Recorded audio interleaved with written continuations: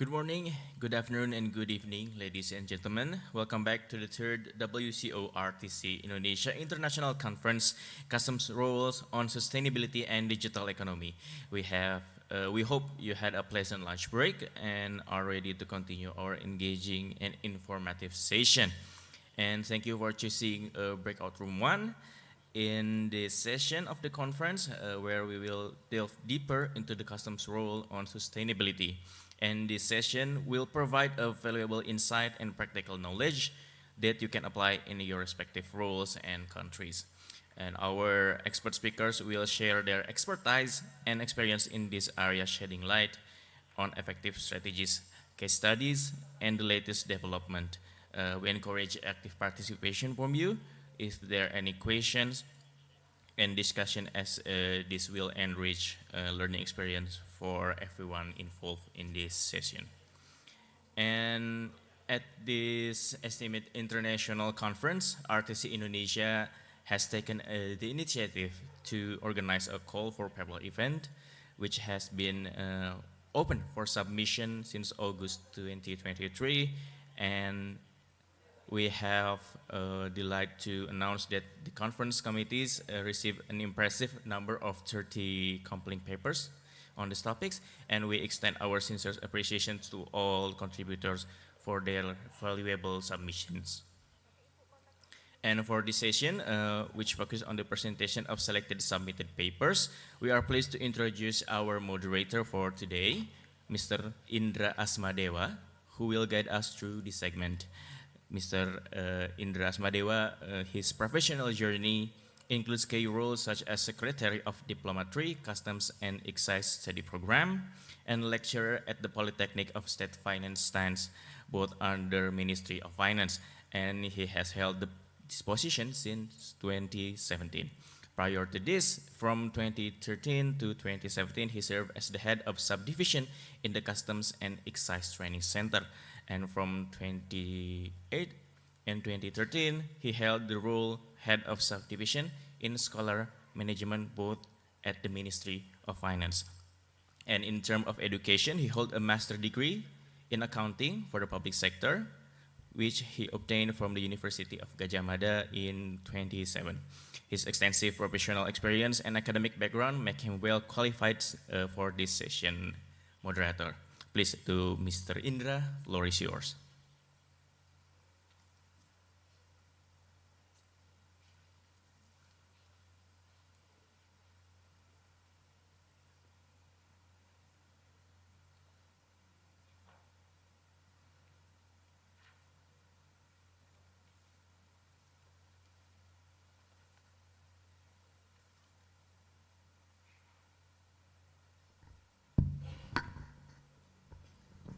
Thank you very much, MC.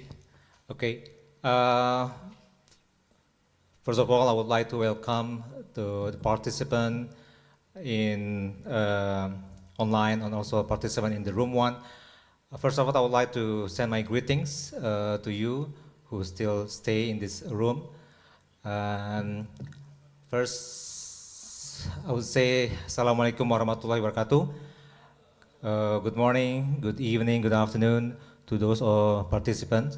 So now we join the second session of today. There will be 5 presentations coming from various countries, and also we'll present various interesting topics. Yeah, starting from the first presentation, it is from Nigeria. So I would like to share information first. The presentation will be presented by Mr. Saulawa. He is from Nigeria Customs Service, Abuja, Nigeria. And the title is Sustainable Border Management Against Wildlife Trafficking, a case study of Nigeria and its immediate neighboring countries. But before we see the presentation of Mr. Saulawa, I would like to inform that this presentation will take only 20 minutes, and it will be followed by 10-minute discussion. I hope that all participants will get involved and you can ask the question.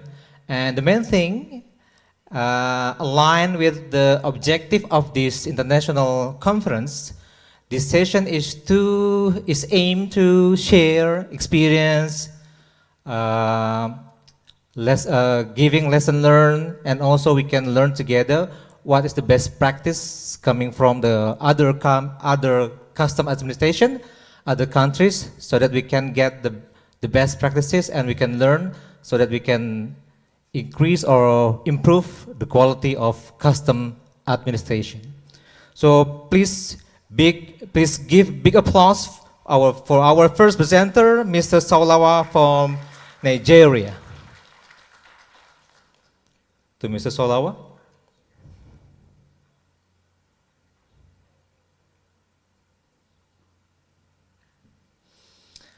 Okay, Mr. Saulawa, the floor is yours.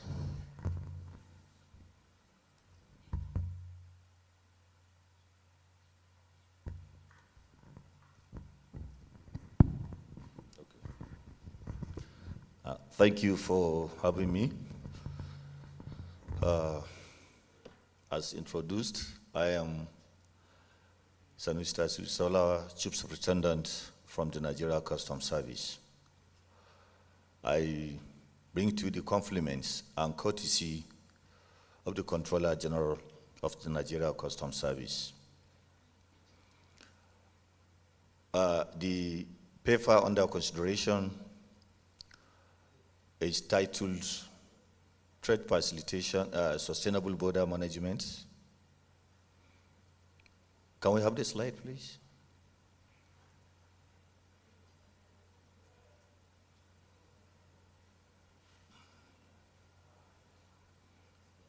Okay. Now, the title of the presentation is Sustainable Border Management Against Wildlife Trafficking, a case study of Nigeria and its immediate neighbors. The presentation is going to be conducted in this manner due to the time constraint. A brief synopsis into the paper, and of course, some practical experience shared from the Nigeria Customs Service. At the end of the day, for further details on the paper, we can refer to the main paper submitted to the organizers of the conference after it is officially published. To begin with, slide, please. The aim of the presentation is to highlight the NCS achievements and challenges in combating illegal wildlife trafficking along Nigeria's border corridor, with a view of making recommendations. And to achieve that, the presentation shall cover the following. Next, background, literature review, methodology adopted in the study area, legal framework, an overview of Nigeria's border findings, and if time permits, we should briefly look into conclusion and, of course, recommendations. The global focus on biodiversity is centered on sustainable border management, ensuring the security and protection of wildlife. The increasing trend in illegal wildlife trafficking raises concerns about the relationship between humans and the natural system. Wildlife trade is often trafficked from developing to Western economies, which threatens planet survival. The annual cost of wildlife trafficking in Africa is projected to be $120 billion US, over 5% of Africa's GDP. The paper have some empirical review, trade facilitation agreements, concept of single window system, concept of border security, and of course it has some theoretical, underpinning, which looks, next slide, which looks into border regime theory, border risk-based hypothesis, border governance theory, and technological determinism. Next. The paper employed quantitative analysis drawing on secondary data from the UNODC, World Bank, and CITES. The gravity model focused on the bilateral linkages between countries and identified key factors, such as distance and other heterogeneity factors. Funnel OLS is technically employed in the research based on its blue properties. These scholars, Anderson and Winkofun 2004, proposed a gravity equation based on the constant elasticity of substitution, function, and depreciating goods based on their country of origin. Next. Okay, the paper has some basic findings. The paper measured the impact of trade facilitation on illicit wildlife trade across selected West African countries of Nigeria and its immediate neighbors. The findings also revealed that Logistics Performance Index, which is used as proxy to proxy trades, has a negative effect on cross-border illicit trafficking. The paper equally shows that the level of wildlife seizures resources increases since 2017, demonstrating NCS commitment to wildlife conservation. And of course, between 2012 and 2019, 57 seizures were recorded, totaling 462,092 individual pangolins trafficked from Nigeria. Also, another finding, NCS seized 15 sacks of pangolin scales weighing 1,009 kg, 397.5 kgs, and 14 sacks containing 839 kilograms in 2021 and 2022, respectively. Also seized were 4 sacks containing 40 pieces of cut ivory weighing 145 kgs. Next. Next slide. Okay, this is a table that that was used to run the analysis. So I'll try to skip all this. For further details on all this, we can refer to the main paper. Next, please. Okay, let's briefly look at the study area. Nigerian Customs Service is one of the law enforcement as well as revenue generating agency established by the federal government of Nigeria, and it draws its powers from the recently reviewed law, which is called Nigeria Customs Service Act 2003. Next. NCS is a committed member of WCO, which is determined to progressively implement the 10 building blocks of the 21st century customs. Next. Next. Okay, what are the primary functions of the Nigeria Customs Service? 1, suppression of smuggling, facilitate legitimate trade and economic development. That's where the bone of this paper lies. Generation of revenue, taxes, levies, and accounting for same. Protect intellectual property rights. Then what are the secondary functions of the Nigeria Customs Service? Next slide. Monitoring of foreign exchange utilization, assist in combating transnational crimes, provide user-friendly platform and guidance to stakeholders, generate or collect statistics for planning and budgetary purposes. Next. Okay, what are the legal frameworks that guides the operation of the NCS in the fight against illegal wildlife trafficking? 1, we have Endangered Species Control of International Trade and Traffic Act 2016 as amended. We have Common External Tariff, second schedule. We have Miscellaneous Offenses Act, and of course, National Environmental Standards and Regulations Enforcement Agency Act 2007. In this context, we are looking at a partnership because this is an institution that was established by the federal government of Nigeria to look into the activities to preserve the ecosystem and the environment. So customs here partner in close contact with this particular agency to ensure that we safeguard the environment and the illicit trade doesn't take place along the corridors of Nigeria. Next. Next slide, please. Okay, how to achieve that? NCS has so many collaboration, both local and international. At the local level, we have our network of collaboration between sister and regulatory agencies, some communities, faith-based groups, and volunteers. And of course, at the regional level, we have partnership with neighboring countries. We have partnership with other, development partners at the regional level. And of course, at the international level, we have partnership and where Nigeria is signatory to a number of conventions and protocols like the CITES and the likes, and World Criminal Justice. Okay. Next. Okay, let's have a brief overview of Nigeria's border. With an average area of 923 square kilometers, Nigeria is located at the extreme inner corner of the Gulf of Guinea on the west coast of Africa.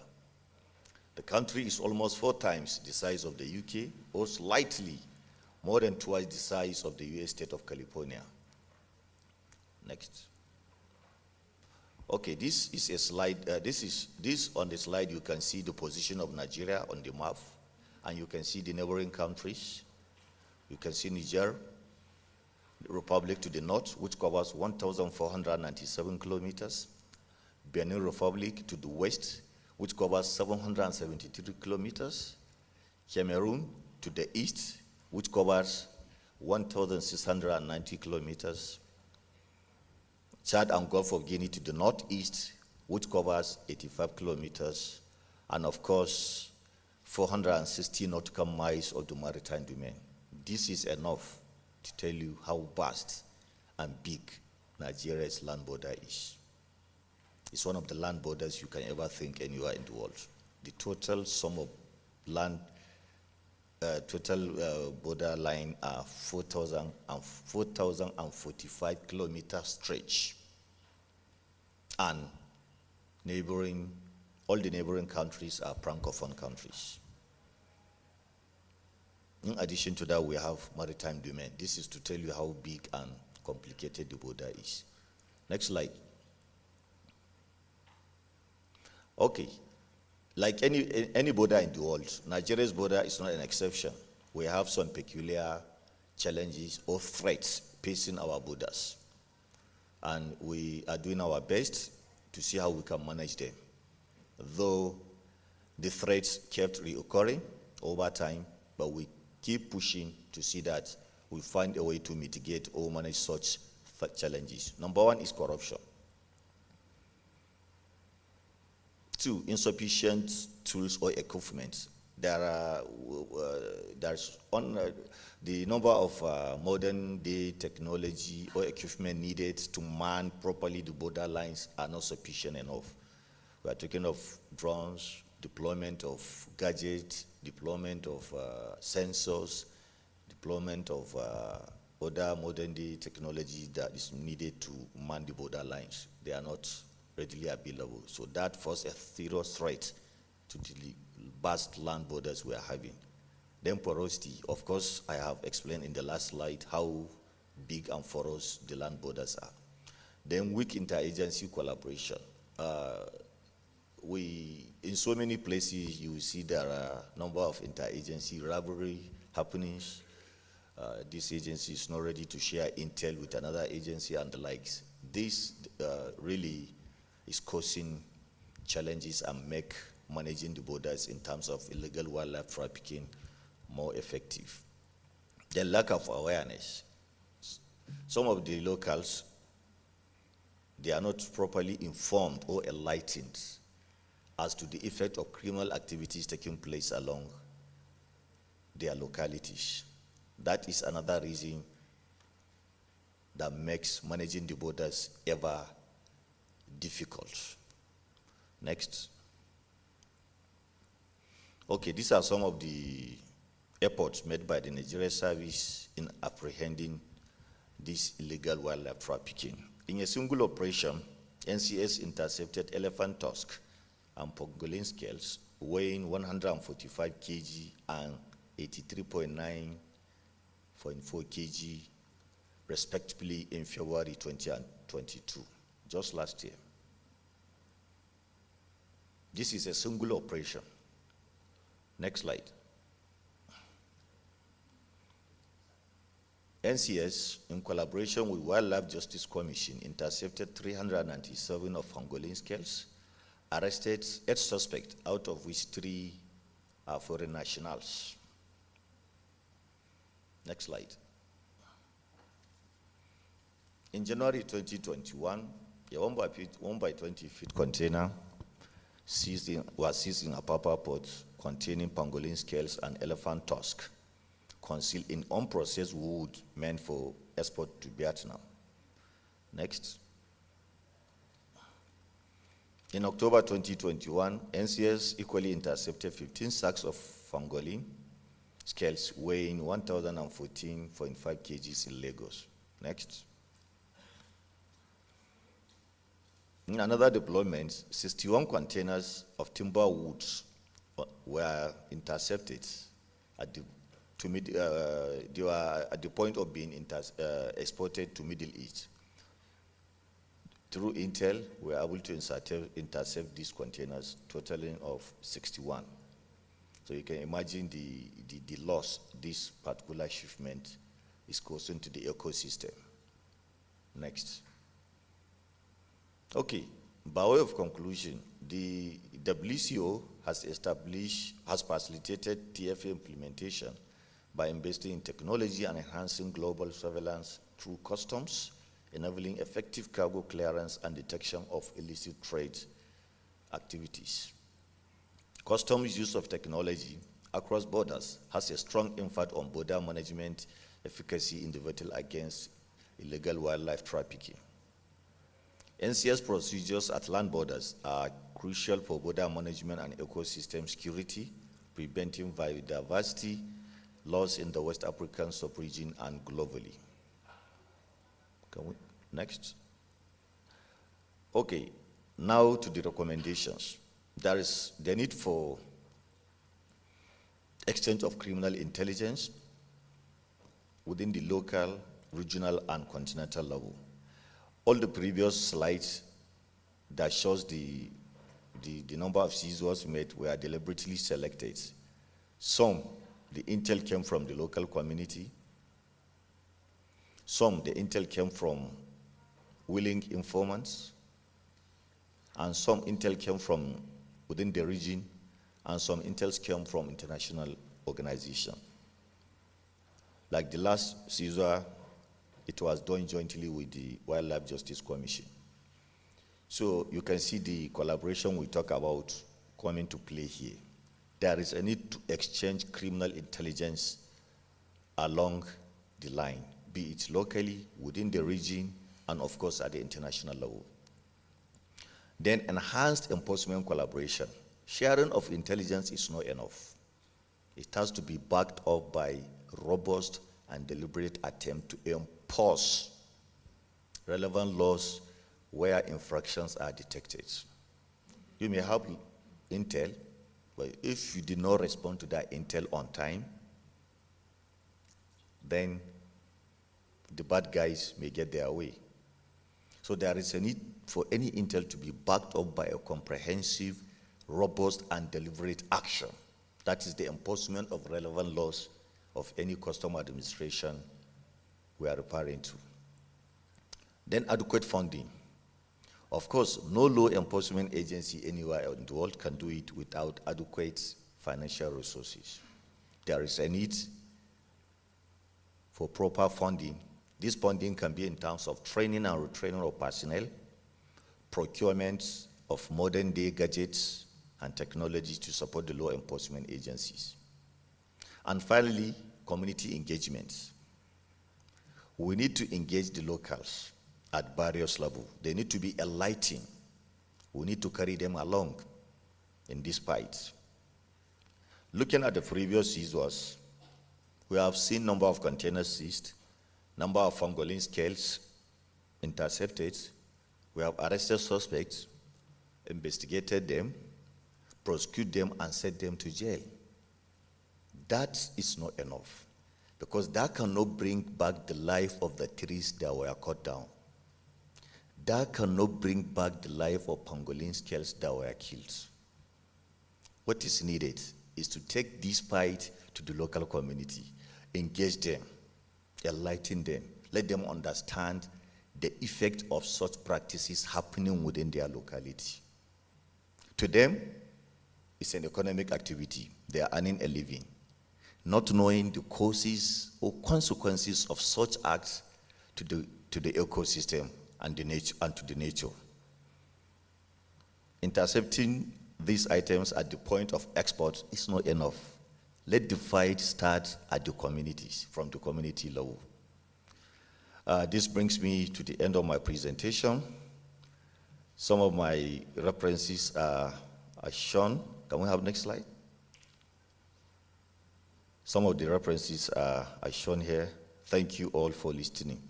For further inquiry, questions, my details I shared on the last slide. Thank you very much for listening. Thank you, Mr. Solawa. Very interesting presentation. Okay, audience, ladies and gentlemen, we have 10 minutes for discussion about previous topic. So because short time, so we will limit on the maximum, maybe only 2 questions from 2 participants, please. Yeah. Okay, can we start from the right one? Yeah.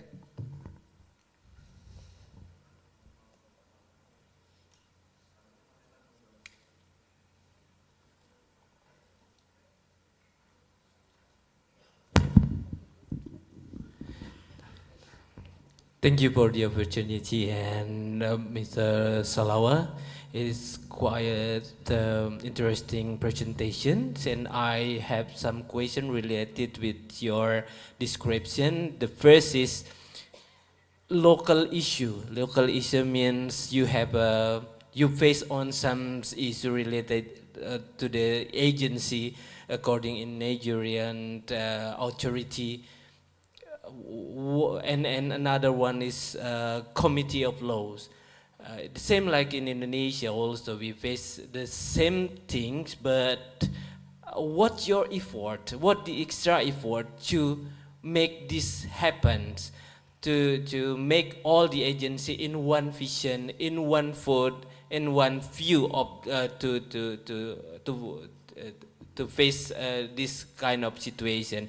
And another one is related the application or the system that you mentioned in your slide presentation. What kind of the application or let's say like website or anything that you use for this purpose, and how do you use this one? Is it for the intelligent purposes only, or it can be accessed by others? Thank you.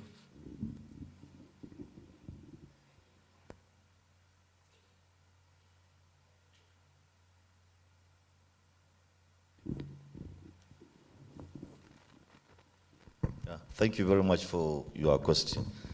In the first place, as regards to interagency efforts, how do we try to cover off and build a synergy between various sister regulatory and security agencies within Nigeria?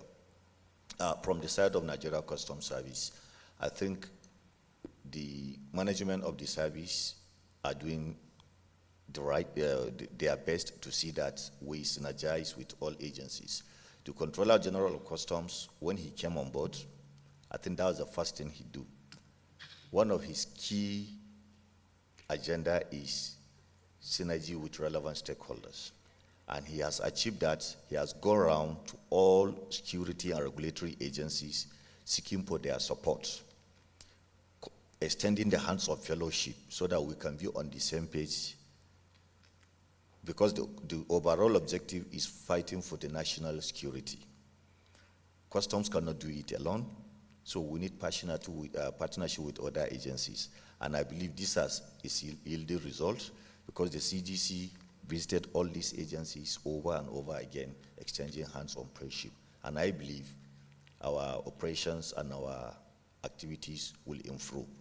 Before we have it, but he's tried to re-emphasize on such initiative. So I believe our activities and operations will, will improve.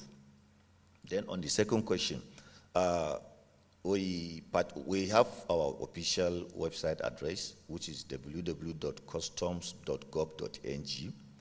That's where the activities of the service are recorded. As regards to this specific illegal wildlife trafficking, we don't have that in specific. However, all the activities, all the intervention, all the seizures are clearly stated on our press releases. And the press releases can be accessed, is open to public.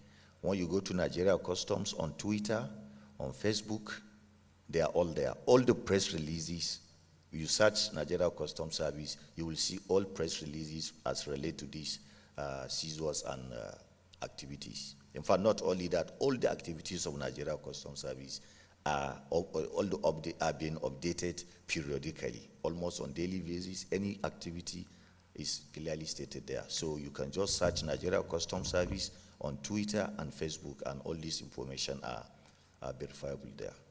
Thank you, sir. Is it enough? Okay. Can we go on to the second question? Yeah.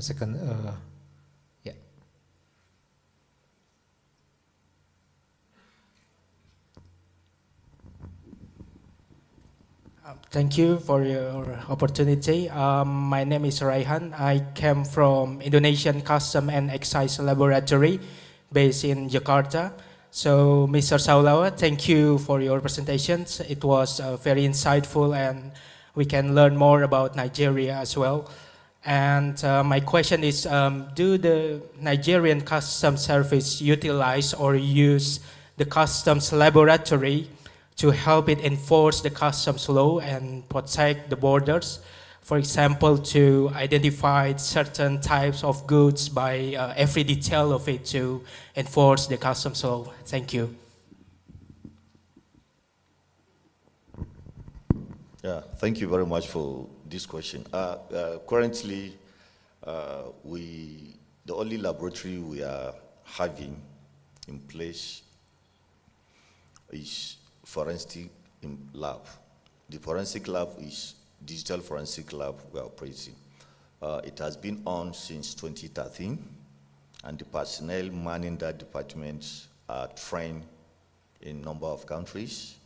Basically, what we do from that lab is to analyze and study all the declarations. From there, we analyze the country of origin, country of the carrier, the transaction history, and with the aim to detect any fraud or any infraction prior to the arrival of the cargo. So far, that is the only lab we are having. But I believe with the full, with the drive to modernize the service, because we are now going into customs modernization project, which has been approved by the federal government. So our operations and activities are going to improve.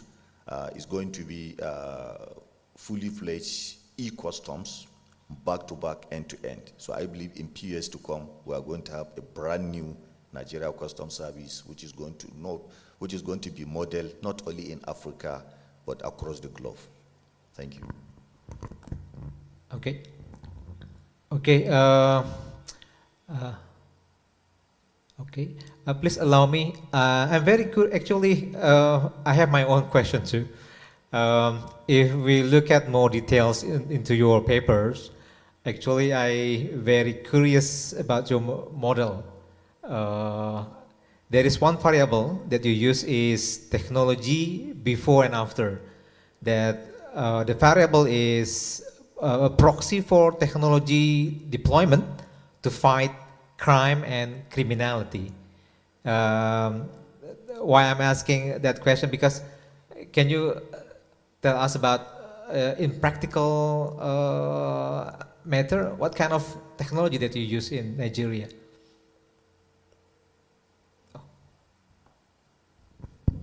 Well, the technology I'm referring to in the paper, like we have a model border post, the coordinated border, joint border post. It's a semi-creaky joint border post. Yeah, so we have a one-stop border shop there where we have all security and regulatory agencies from both countries positioned in one place. We have a single declaration within that point. So at that point in time, that kind of arrangement will checkmate false declaration, will checkmate, because we have high intrusive scanners there, will help us to to detect any concealment or any sharp practices there.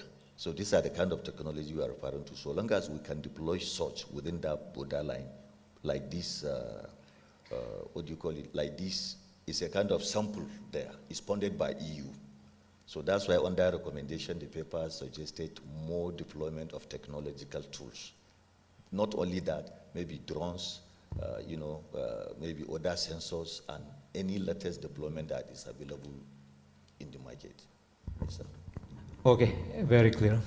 Okay, Mr. Salawa, thank you very much for your presentation and very insightful. And please, once again, please a big applause to Mr. Salawa for his presentation. Good afternoon.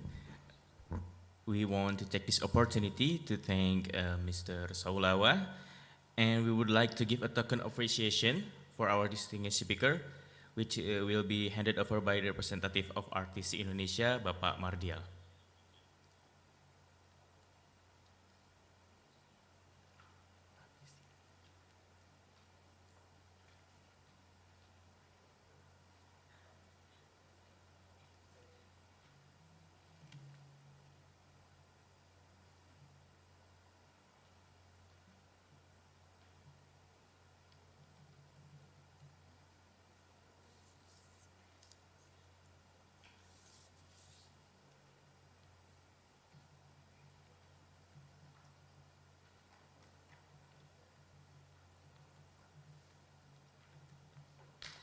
Once again, thank you very much for Mr. Saula for the insight, and I will give back the floor to Mr. Indra.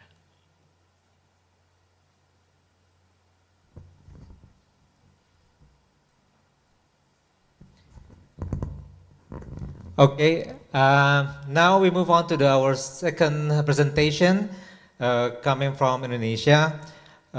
Please welcome to Mr. Marsanto Adi Nurcahyo and Rizky Nurika Fatah Hidayanti. Please give big applause to Mr. Marsanto Adi Nurcahyo and Mr. Rizky Nurika Fatah Hidayanti. Oh, only one. Okay.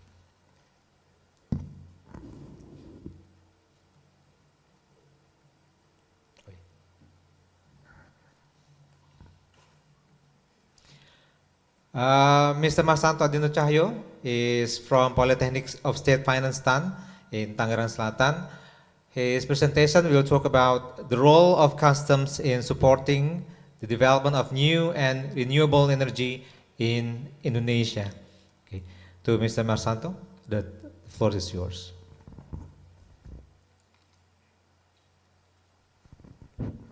Okay, thank you, Mr. Indra.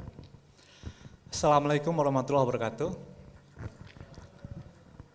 Good afternoon, ladies and gentlemen. I'll present my research about the role of customs in supporting the development of new and renewable energy in Indonesia.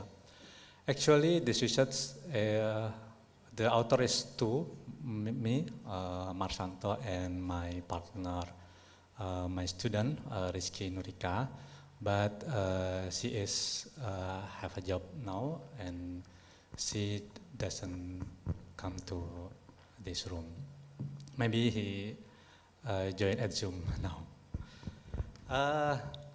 Ladies and gentlemen, we know about energy and renewable energy. Maybe the renewable energy is something new, but it is important for us to see the development of renewable energy from the customs side. Okay, maybe next slide, please. Okay, next, please. Uh, the background of this article actually from the increase of world oil prices. For example, after the war Ukraine and Russia, the oil price is rise, and this influence the state's budget because rising oil price will affect to our subsidy. And next, please. Based on government regulation, the National Energy General Plan or RUEN, Rencana Umum Energi Nasional, Indonesia's energy needs will increase around 158%. So the Indonesian government's efforts have begun to intensify the utilization and the development of renewable energy in this country. But the problem, the realization of renewable energy utilization is still relatively low compared to existing potential energy. So in this research, we have two research problem. And the first is, what is the role of customs in encouraging renewable energy? And the second, what custom facilities have been provided to encourage the development and utilization of renewable energy. Next. We have three previous research about renewable energy. The first is from Lei et al. 2022, suggested that utilization of renewable energy plays a stronger role in promoting the national economy and encouraging the improvement of industrial structure compared to coal energy. The second literature from Z et al. 2021 state that renewable energy also has a positive influence on a country's economic development.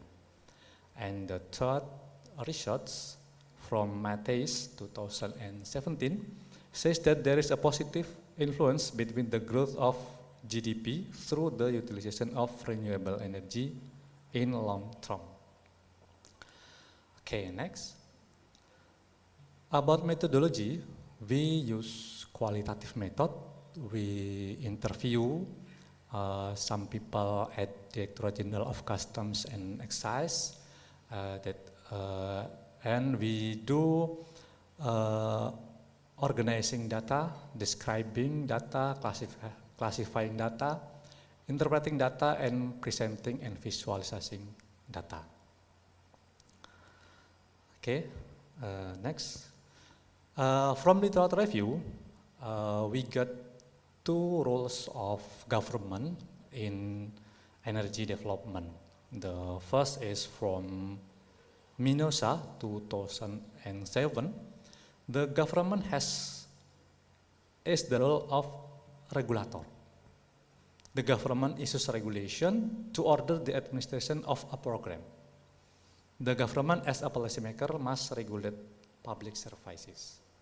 And the second role, the role of the government as a facilitator from Wickham 2006. The government has the role of creating an environment that allows industry to operate actively and efficiently. The government functions as a facilitator by providing incentives to the industrial world, encouraging innovation and preparing infrastructure. And now we see the finding. Please, next. Okay. Indonesia needs to increase the supply of energy resources because the increasing of energy consumption and population growth. We can see at the table, the electricity consumption always rise years by years. And the next. And the development of Indonesia's capacity also increase, but we have to compare about consumption and capacity. Okay, next. From the Center for Energy and Mining Law Studies, we divide two types of new renewable energy. The first new energy is an energy developed from the result of research and technological development that cannot be included in fossil energy group or renewable energy. For example, nuclear energy, plasma energy, fuel cell energy. And the second, renewable energy is a type of energy produced or found in nature, must be processed first using technology to convert energy to produce electrical or thermal energy. So the new energy and renewable energy is different. Nah, maybe we just know about new energy, but there are two types. Next, please. Okay, this is the finding of our research. The Indonesia's renewable energy potential and installed capacity we can see in this table. For example, from ocean, we have potential 17.9 gigawatt, but the capacity is still 0. On geothermal energy, we have potential 23.9 gigawatt, but the capacity only 2.3. The utilization is only 9.6%. And bioenergy, wind, hydro, and sun like this table. And the utilization in Indonesia just 0.3% from the potential. So we have a huge potential energy to make a plan for energy. Okay, next. In Indonesia, one of the promising renewable energy resources that Indonesian government is focusing on geothermal energy. Although we have many potential, but until now we just develop geothermal energy for the main power plant. Geothermal energy can reduce the use of fossil energy by $3.95 million per day, provide economic benefit to the community of $7.70 million, reduce carbon emission, reduce the impact of community environmental pollution, and reduce energy transportation costs.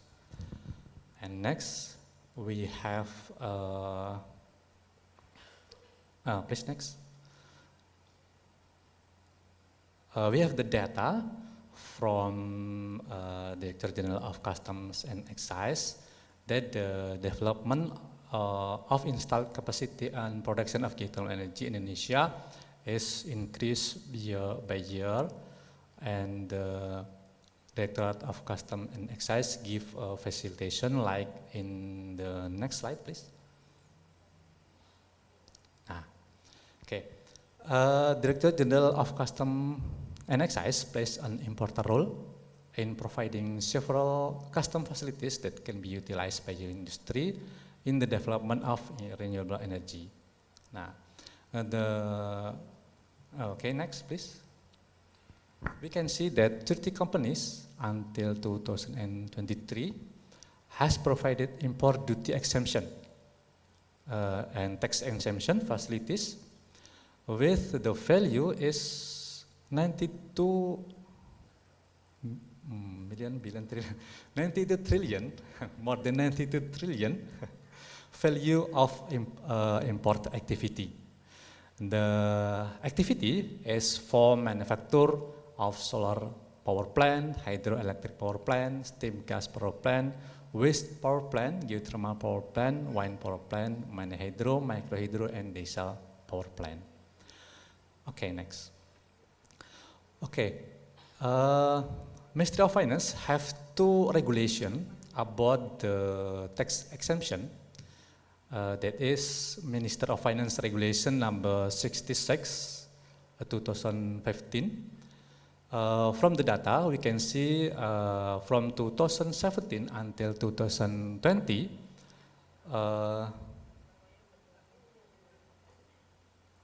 more than 50 companies get the facility. Ministry of Finance Regulation number 66 is exemption of import duty on capital goods imported for the development or construction of electric power generation project. And the second regulation is Minister of Finance Regulation number 2018, Ministry of Finance Regulation number 218, 2019. There are 23 companies that get the facility until 100 billion. And the Ministry of Finance Regulation number 218 is exemption for imported goods utilized during geothermal implementation activities. Okay, next. From the interviews and the data, we get to conclusion that the role of custom as a regulator and be a facilitator. As a regulator, custom agencies make policies related to renewable energy program. And for facilitator, customs agency providing facilities for the benefit of renewable energy development. The facilities are in the form of import duty exemption and tax-free in the framework of import on import of goods for geothermal activities. Okay, next. The conclusion is custom agencies are proven to have a role in renewable energy development.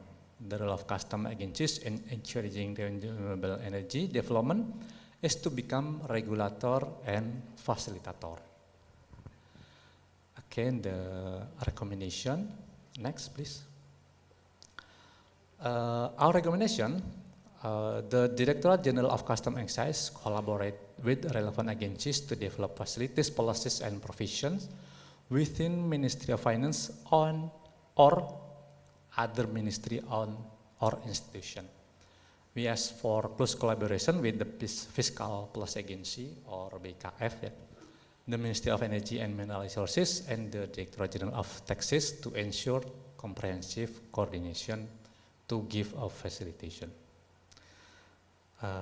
Thank you very much. This is my research. Okay, thank you very much for your presentation, Mr. Marsanto. Okay, ladies and gentlemen, we have seen the presentation about fiscal and custom facilities given to renewable energy. So this is time for discussion. Please, question for two question. If you have any question, please.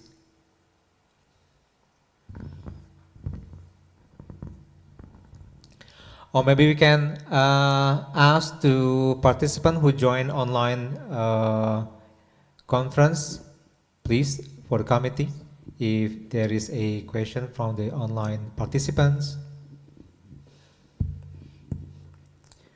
While waiting for the question, maybe I can ask some question for Mr. Marsanto.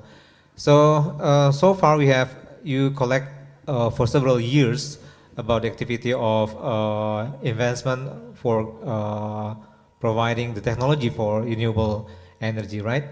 So maybe you can, let's say, give a little bit more information. Is there any effect or what is it, impact when we have provided some facilities, whether it is a fiscal or custom facilities? Is there any trend that cost per unit for the renewable energy will be lower than the conventional energy? Okay. Thank you, Mr. Inda. In our research, actually shows that there are many economic impact that from renewable energy activity, but we don't show at our research because we focus on customs roles. But Actually, if we research about economic impact, maybe there are many facts that we can reveal, like human resources, like economic from small medium enterprises, like transportation and etc. There are many economic impact. Although the renewable energy is still expensive,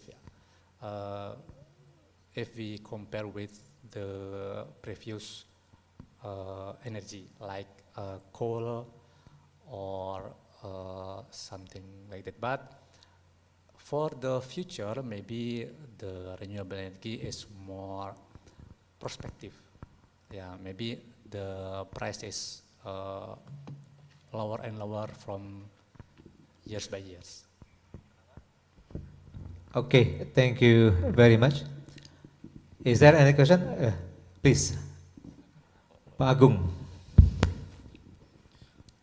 Thank you, Mr. Moderator. I think this topic is very interesting, yeah, because we are talking about the renewable of energy. Yeah. I want to ask to Mr. Marsanto about the trade facilitation that custom authority give to the industry. Would you please to explain us that custom authority have a role in impact of the renewable energy compared to the government instance, and then the others government institution. Would you please give us the amount of percentage, the contribution of custom authority in this industry? Maybe you can inform about the amount of the trade facilitations, or maybe about the contribution depend on government institution, the other government institution.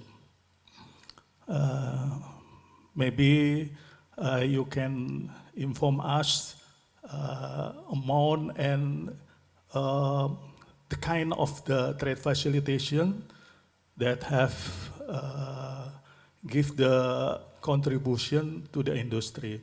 Thank you.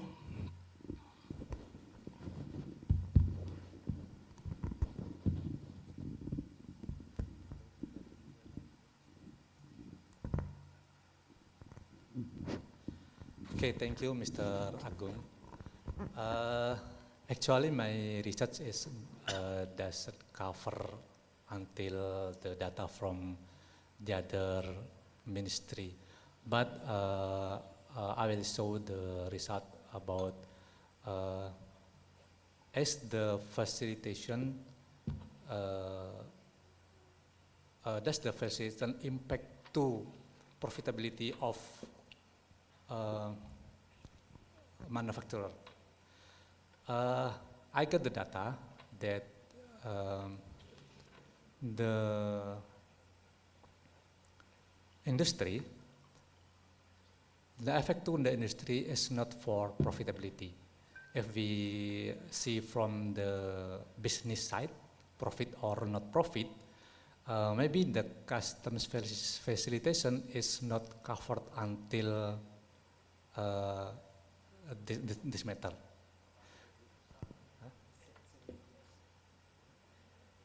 But in my opinion, there are many factors that affect the profitability of a firm, and the facility from government maybe just affect a small portion.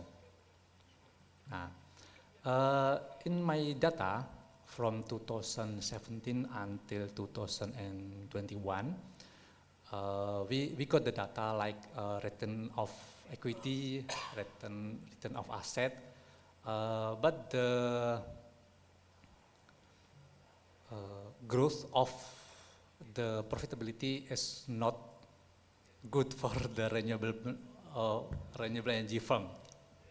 Yeah, there are still struggle because the environment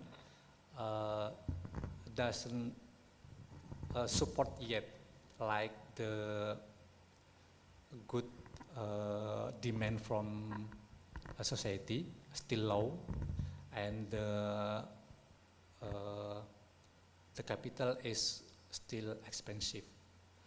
So I think another ministry or another stakeholder must be support this program, not only customs, maybe like from industry and trade and the other government agency. I think like this. Is that clear enough to Pak Agung? I want to explain about the contribution of the trade facilitation, yeah, especially in impact. Yeah. Maybe you can the other research about the impact of trade facilitation, because I have one student that I have assisted him to see how much the impact of trade facilitation in one region. Maybe you can expand your research to see how much the impact of the trade facilitation that government give, to know about the successful of this program. I think it's interest in industry, the potential industry to develop in the future.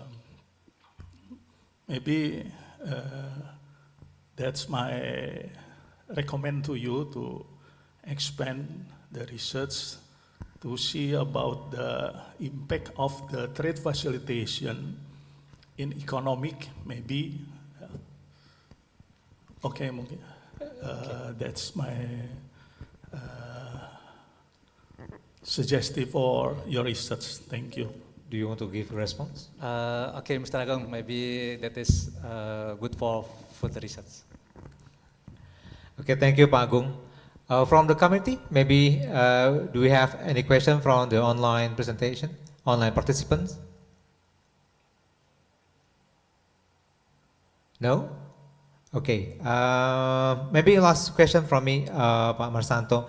Considering the very big potency in your data and then the very low utilization percentage, I mean, yeah.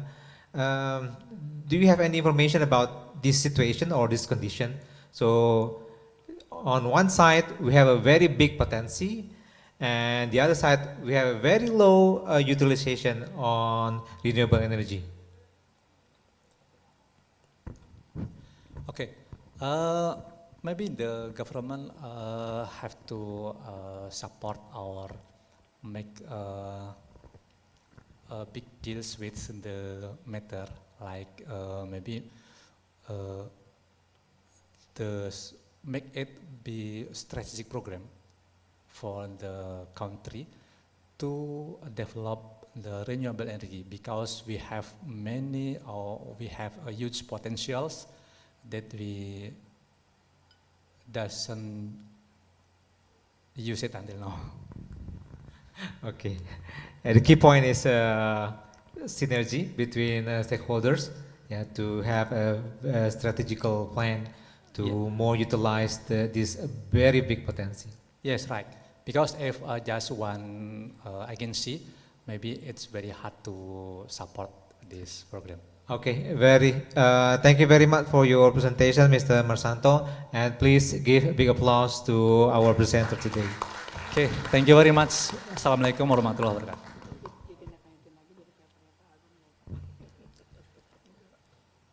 MC?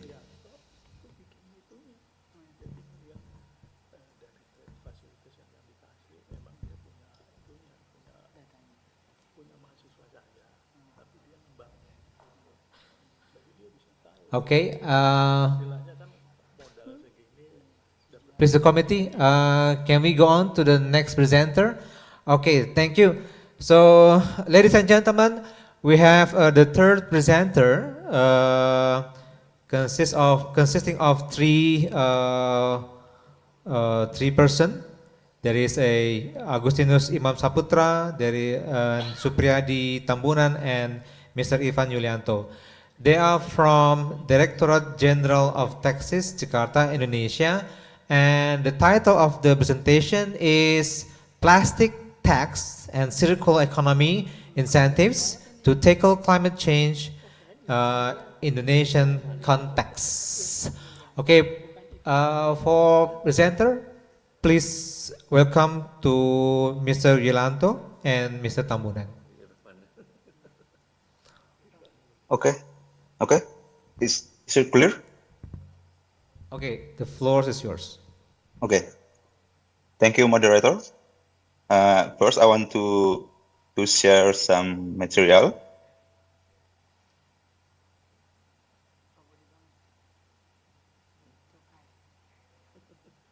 Okay.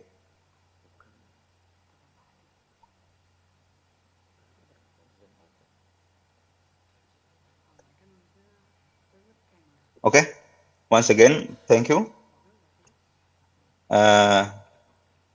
Good afternoon, everyone. First, I want to thank the Custom Training Center and also PKN Stan to make this event possible and also give us opportunity to present our research here. And first, I will present the material and later will be followed by my colleague. We want to present about plastic tax and circular economy incentives to tackle climate change in Indonesian context. Okay.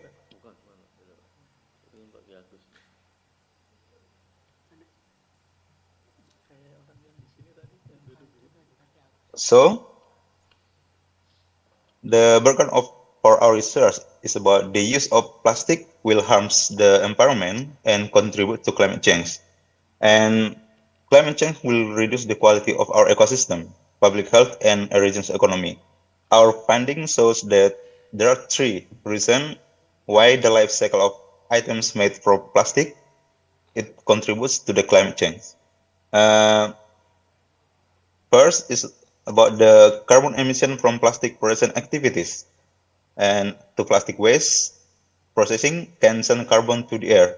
The second reason is the increasing in deforestation because some plastic raw materials manufactured from oil palm, and as we know that oil palm came from the plants that it will trigger the conversion of the forest, and it is already the main issue in Indonesia because there are so many forests already converted into such a plantation. And the third reason in our finding is that the life cycle of plastic, it will increase the energy consumption, and it also increase the greenhouse emission that will lead to the global warming. And some backgrounds that we find that some countries especially in Europe already impose such a plastic tax. And also one country that may be interesting for us is our neighbor Philippines. Philippines already impose such tax on plastic, but they only impose tax on single-use plastic. And from the graphic also shows the tariff for Philippines, the tax rate in Philippines is very high compared to another country because they impose 100 pesos, maybe around 27,000 rupiah if we compare it to rupiah.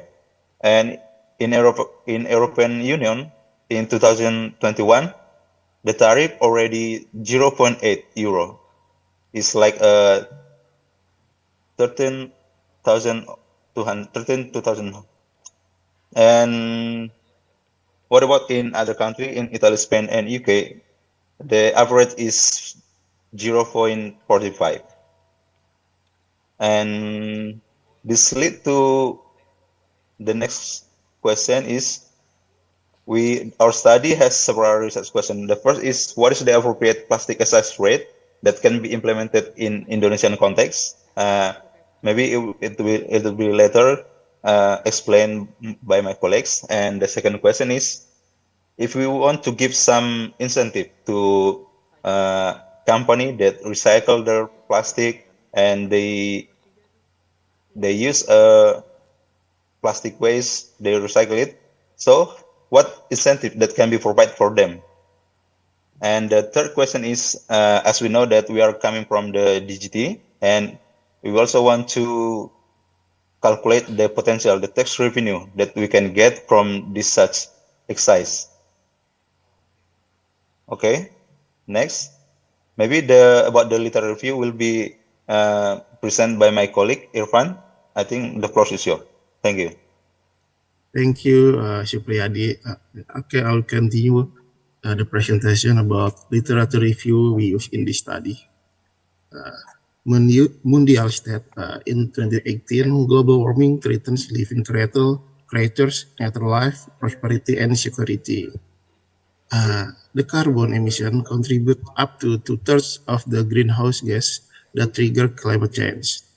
In the global level, the annual report of the United Nations Environment Program state that the Paris Agreement aims to limit temperatures within 1.5 degrees Celsius above pre-industrial level so that global carbon emission must be reduced. Carbon emission are expected to decrease by 7.6% annually between 2020 and 2030. In Indonesian context, based on nationally determined contribution, the government of Indonesia also seeks to reduce carbon emission by 29% with its own effort and 41% with international support by 2030. And also referring to the document, the fund needed for climate change mitigation and adaptation in Indonesia is around 3,776 trillion to 3,779 trillion until 2030. Next, please.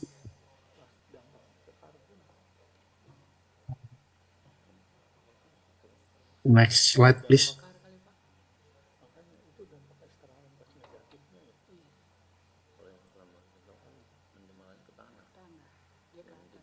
Okay, thank you. Besides that, in 2016, the Indonesian government also started the low carbon development planning program where the optimistic scenario in the program, the total investment required is around 40 and 46.5 billion, or equivalent to 34.6% of GDP for 2020 till 2024, or equal to 21.9 billion annually US dollar. The number is, the source is from BKF. The table shown in the slide is a budget allocation for each year in the last 6 years, with average annually 95.11 trillion. Next, please. As previously explained by my colleague Supriyadi, why we choose to tax plastic to ward off climate change? Because the fact plastic waste is a big challenge for Indonesia. The data shown Indonesia produce 6.8 million tons of plastic waste every year, which is expected to double to 13.6 million tons by 2040. And in 2017 alone, only 30% of Indonesia plastic waste was managed, and the other 70% is openly burned, dumped on land, sent to official dumping sites, or leaks into the sea or waterways. And it is estimated that 10% of global ocean plastic leaks come from Indonesia alone. Next, please. So, why circular economy? The Ministry of Environment and Forestry made a program to reduce plastic waste. Its commitment is to reduce waste by 30% by 2025. As the data shown before, the plastic bottle packaging has reached 6.8 million tons annually and increasing by 5% each year. So to reduce the amount of plastic waste, especially plastic packaging, it is necessary to apply the circular economy concept using 100% plastic packaging that can be recycled, reused, or decomposed quickly. Next, please. So why we choose excise to impose tax plastic? Because based on domestic law, which is the excise law of Republic Indonesia, plastic is included in goods with characteristics that are subject to excise. The characteristic of the goods subject to excise consists of 4 characteristics. The first is goods whose consumption needs to be controlled. The second, supervision of the goods distribution is needed. The third, goods whose use can harm the community. And the last, goods whose use needs to be levied for the sake of the principle of justice and balance. So the implementation of plastic excise will target parties who produce plastic. The imposition of plastic excise applies the polluter pays principle. So it is hoped that its implementation can directly reduce plastic waste. Next, please. The methodology we use is descriptive qualitative approach with the research framework as shown in the slide.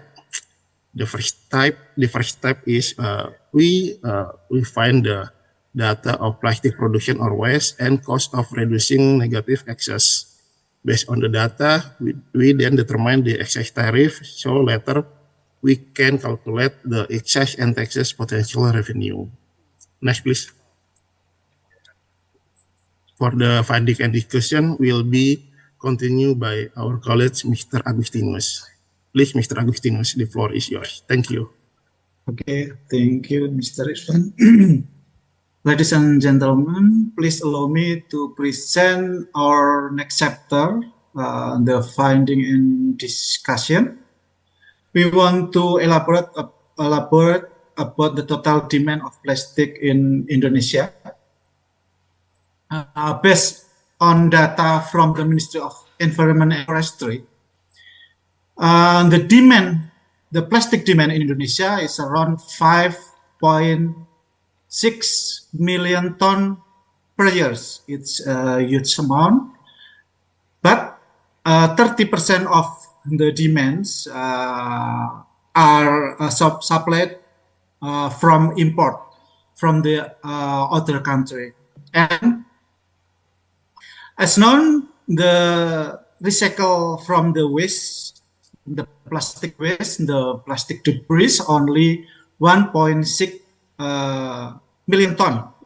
So we will use this total national demand to calculate how much level of plastic tax rate that appropriate for Indonesian context. Next.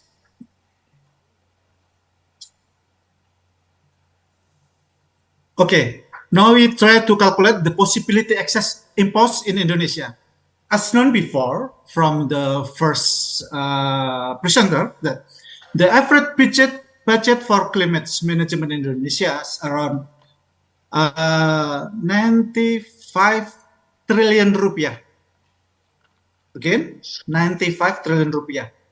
And the cost of controlling greenhouse gas from the carbon emission from plastic, as known, the plastic contribute 50% for the carbon emissions. So we determine the cost of the controlling from the plastic around 14 trillion rupiah.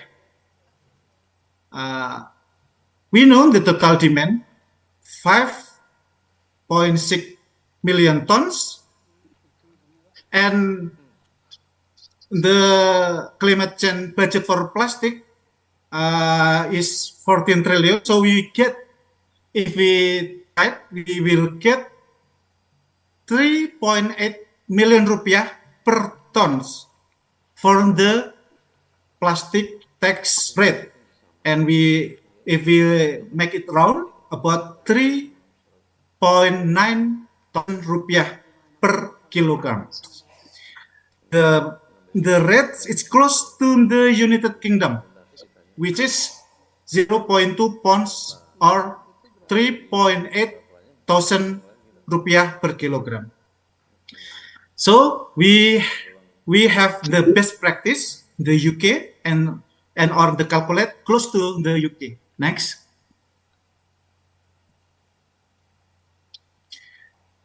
We try to make a scenario of incentive of circular economy. The plastic consumption and production in Indonesia, that 1.6 million tons per year. If a company or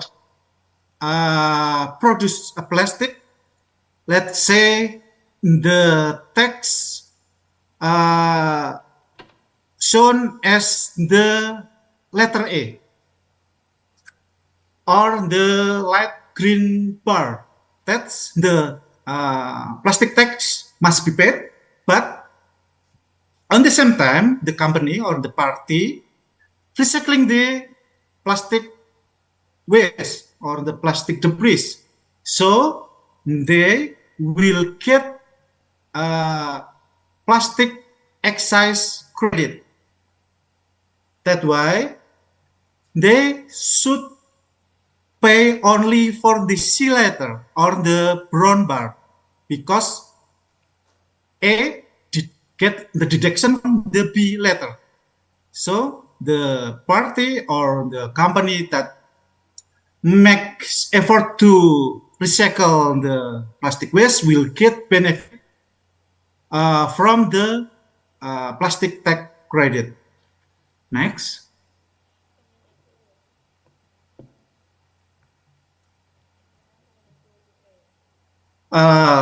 We know that the plastic are taxed 3.9 million tons,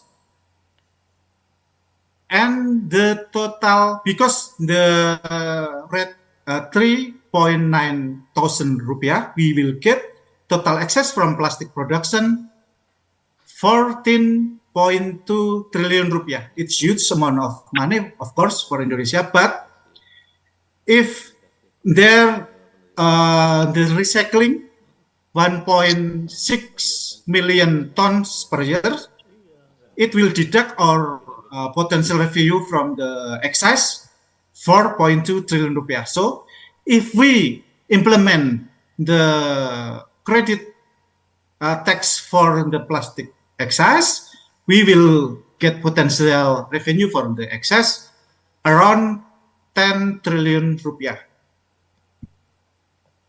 So next.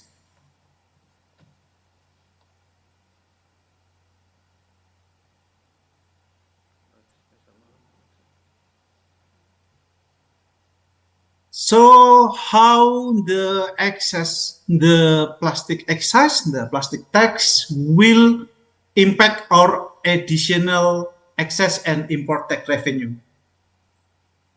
Okay, from the first presenter, we know that the total import of plastic 1.6 million tons per year. And the excess rate 3.9 thousand rupiah. So the taxable good, from the total of plastic good, 34 trillion rupiah. Our import duty rate is 10%, so we will get 3.4 trillion rupiah for the export excise. The excess rate is 3.9 thousand rupiah, multiple 1 million tons, we will get 4 trillion rupiah.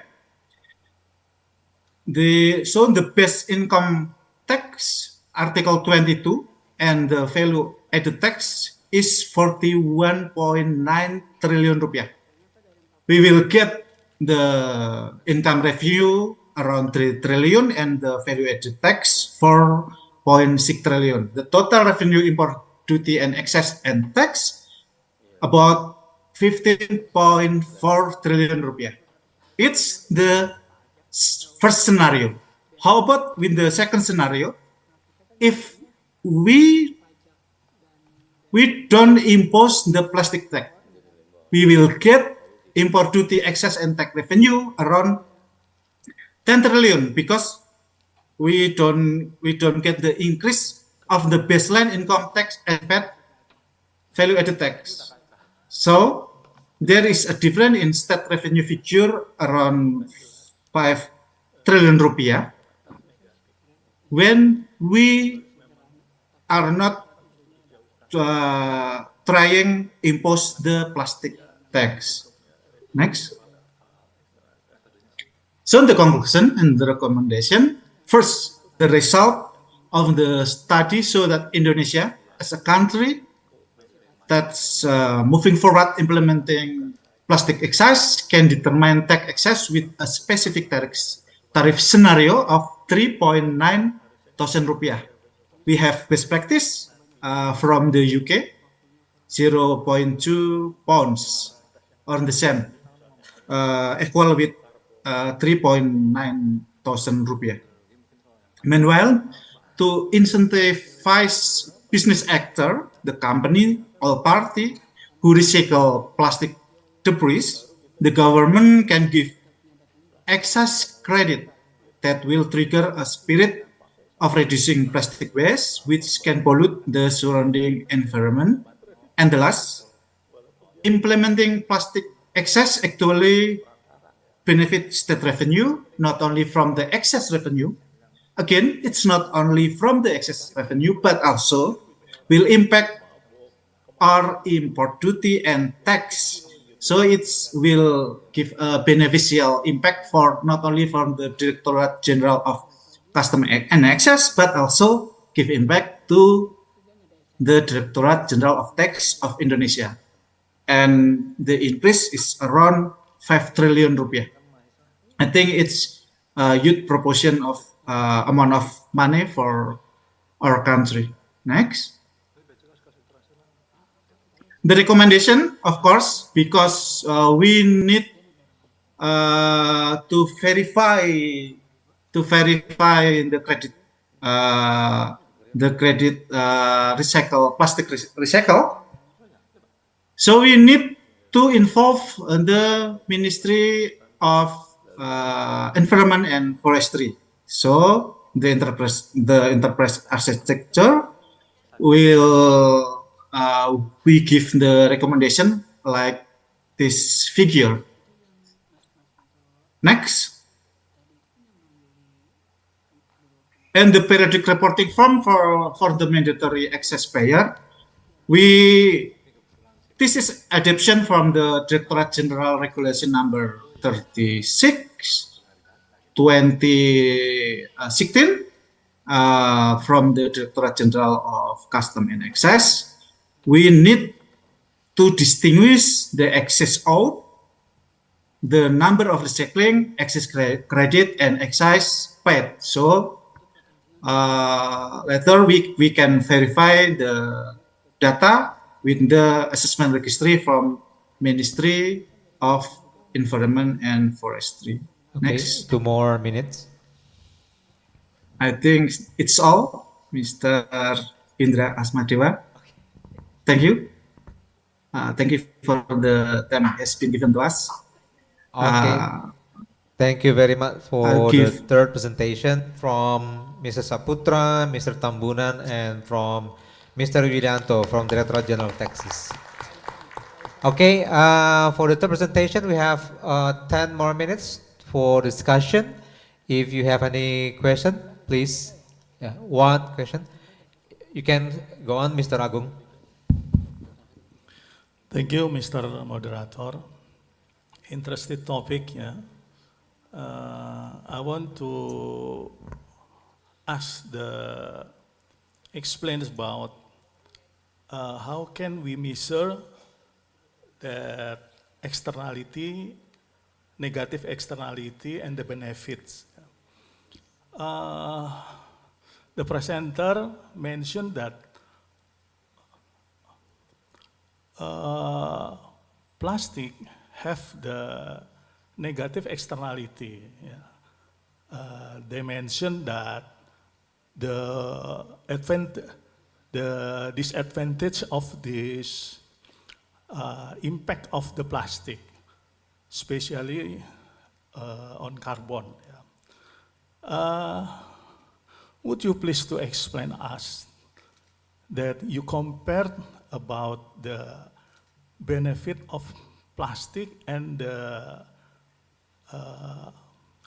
disadvantage the plastic. So we can get the illustration what the plastic is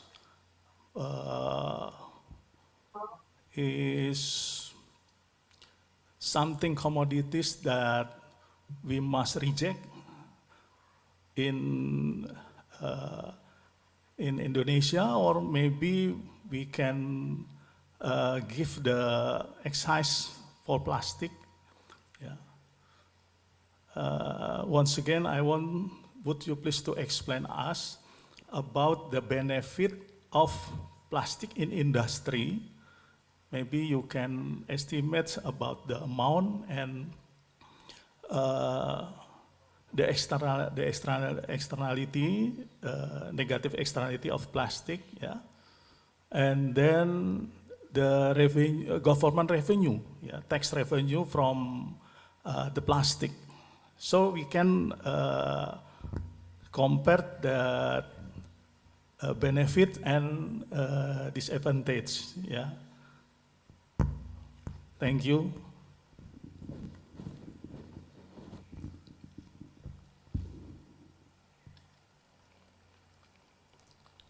Okay, for presenter, is the question is clear? Okay, it's very clear, Mr. Indra Asma Dewa. It's to be our pleasure to meet you again, Mr. Indra Asma Dewa.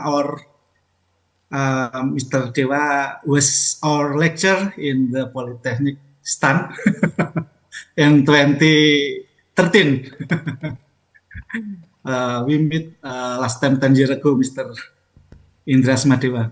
Okay, I think it's good question, Mr. Agung, but unfortunately, we don't conduct research about the benefit of the plastic industry. We just conduct research for the bad impact from the plastic waste.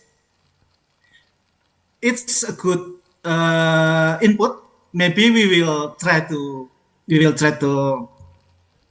make a further presentation research in the next time. Of course, it's good because we will talk about the tax from the plastic trading, but because this all about the custom and excess, we just try to pinpoint how to impose the plastic excess in Indonesia.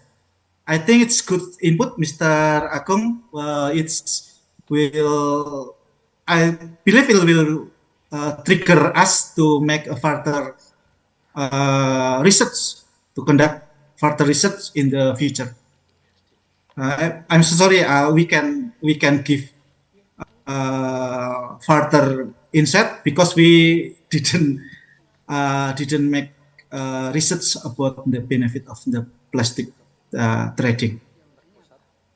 Okay, Thank you, Mr. thank Agung. you. Is there any other question? Yeah, okay. The last question for Mr. Budi. Okay, thank you, Mr. Indra. To trio presenter, I am Buset from Beck Einstein.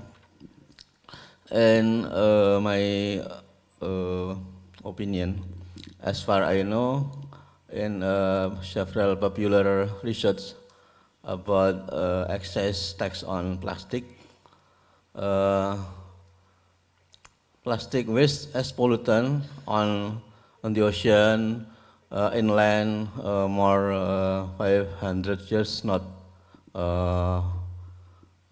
breakdown. Yeah, it's like more everlasting pollutant in the world.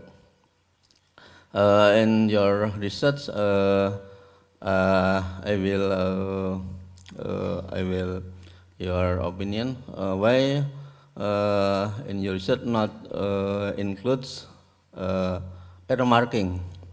But earmarking is or dana bagi hasil is back that's revenue to recovery and because plastic is very harmful. Why earmarking not your not include in your research? Thank you. Okay, thank you, Pak Budi. Okay, thank you, Bapak Budi.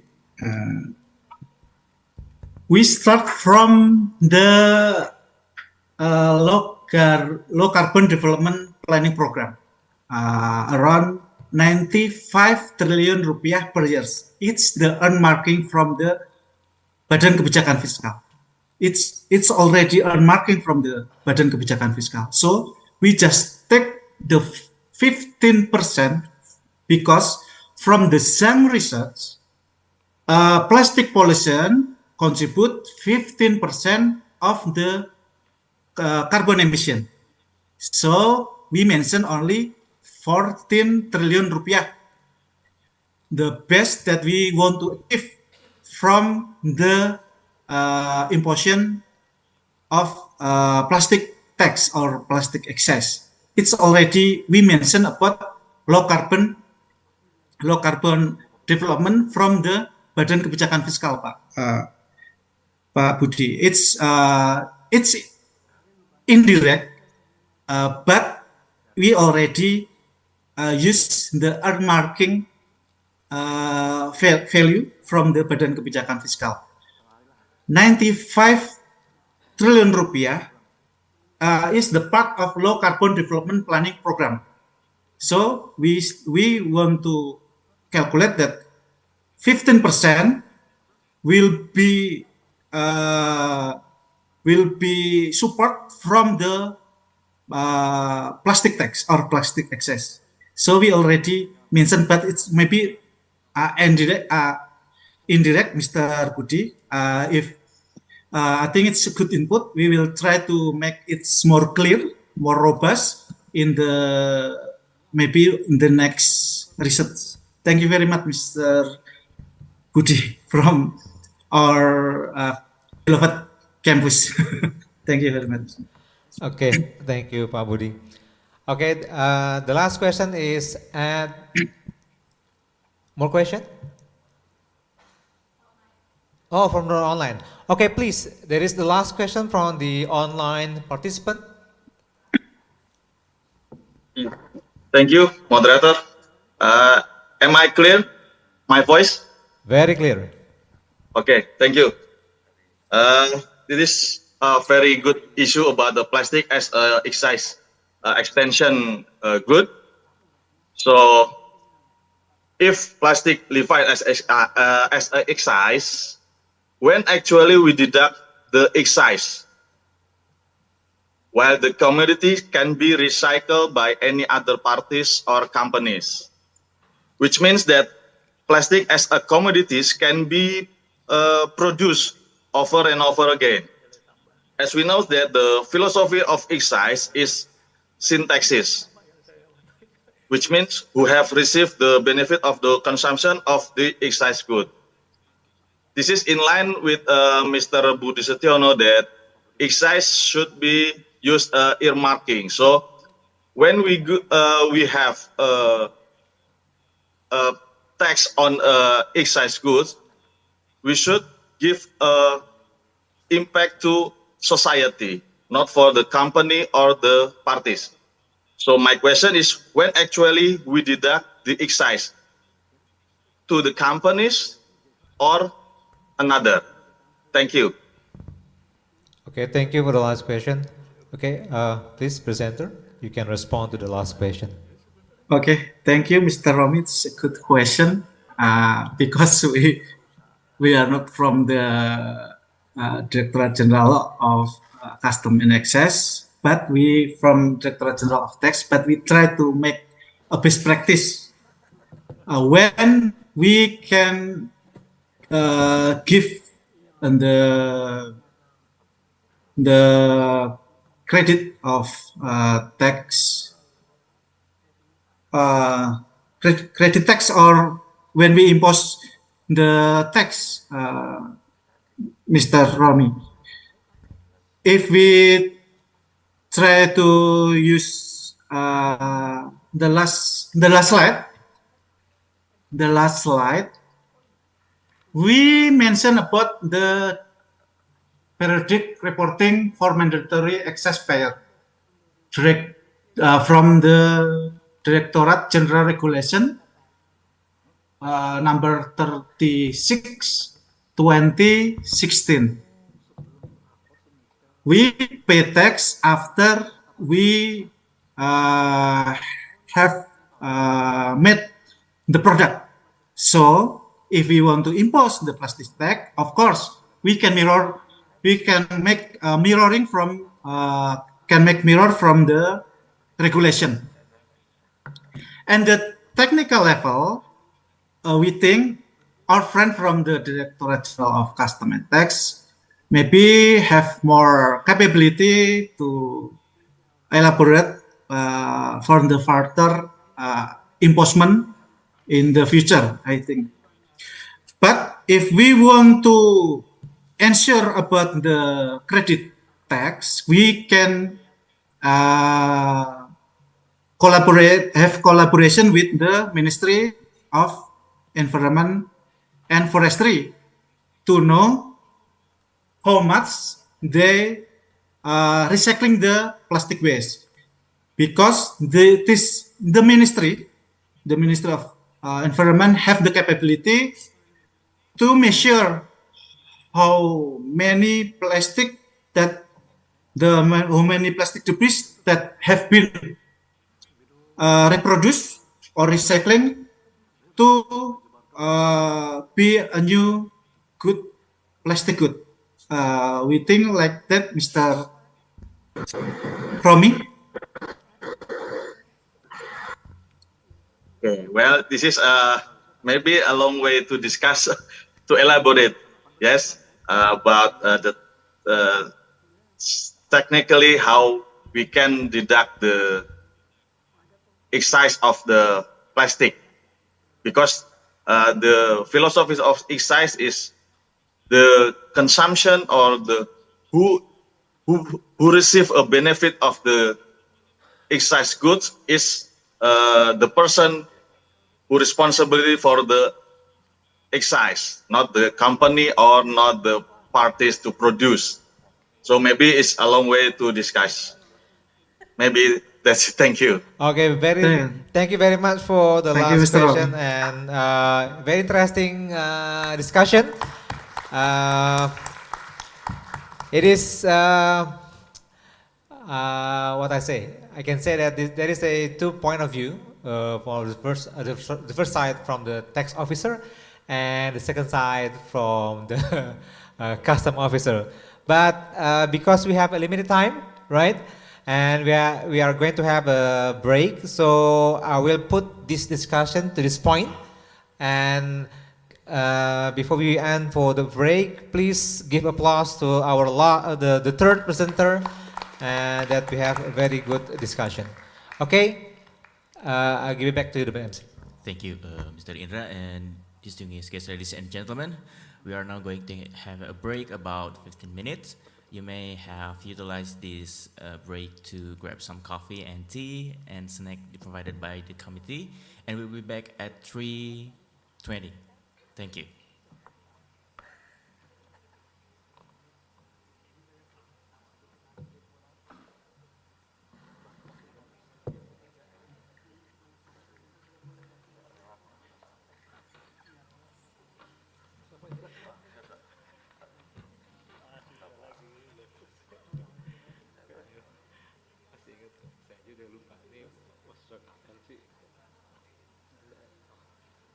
udah lupa apa kelasnya ini 2013. Kenapa ajak bilang kenapa ajak yang 2013? Iya.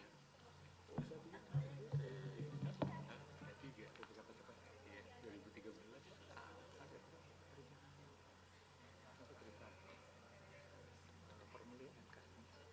Iya. Itu international student. Ya pasti gitu. Terus saya kan ada di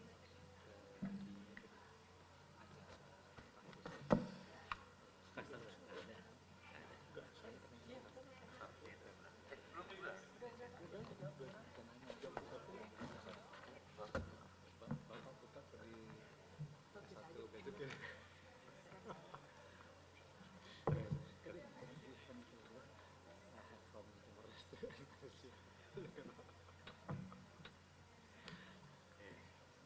Nah kayak gitu-gitu kan kita belum kenal apa online program soalnya kita belum punya agak panjang itu kalau online program nah harus belajar sama WCU lah belajar itu yang online planning itu nggak ada di situ apa tadi saya udah cerita oh iya aku cerita tadi kita punya degree program bachelor degree udah cerita saya. Nah kenapa dia tanya international student itu bisa nggak sekolahin di nggak punya kita boleh deh itu bisa contohnya iya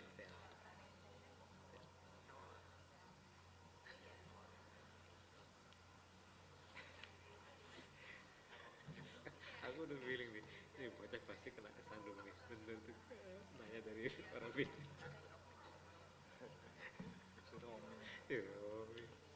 apa kayak konsep lagi tapi kan responnya lucu juga tuh ya ya kan teknikal gitu iya teknikal makanya dia langsung ya kalau teknikal adalah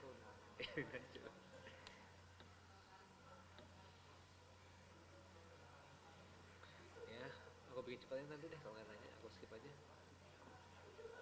dua lagi kita break berapa menit 15 sampai 3.20 10 menit lagi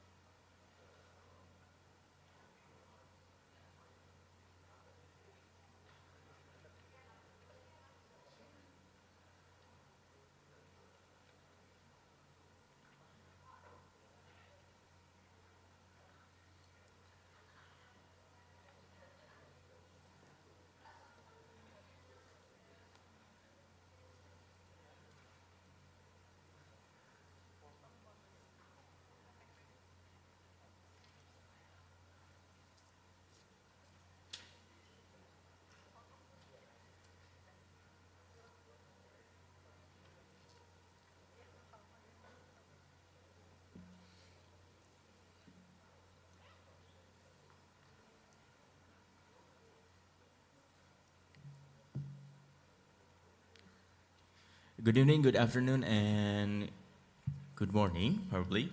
Welcome back to the third WCORTC Indonesia International Conference.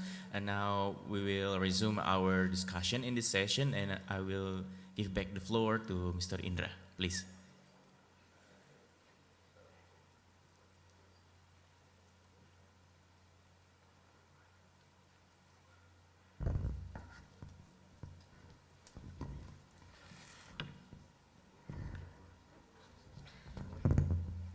Thank you very much for the time. Okay, ladies and gentlemen, welcome back to our last session of this presentation.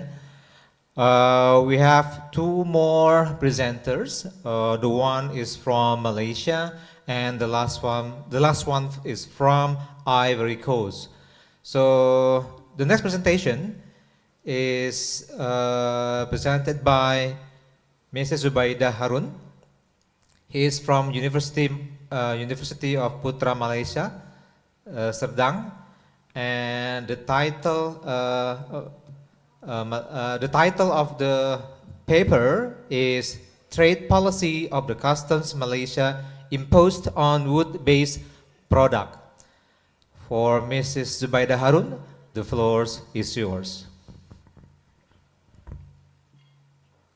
Okay, thank you very much, Mr. Chairman. Okay, I just want to mention that we have two presenters for my papers.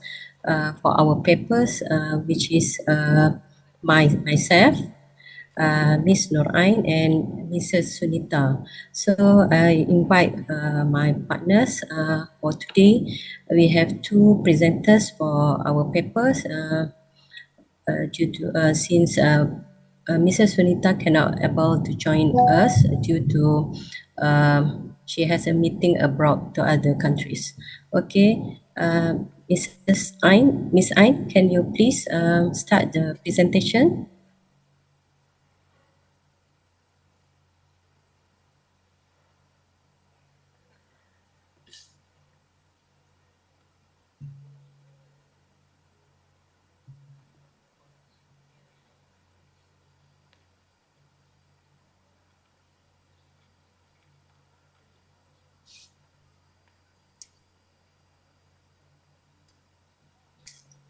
Okay, Mr. Can unmute the speaker. Miss Nur Ain can't speak.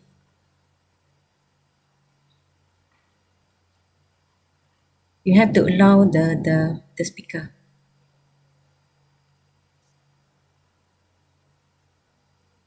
Mr. Chairman.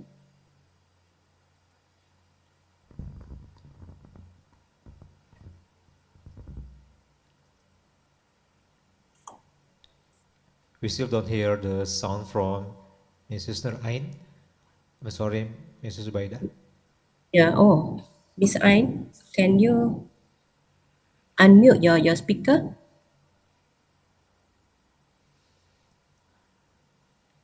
Maybe the host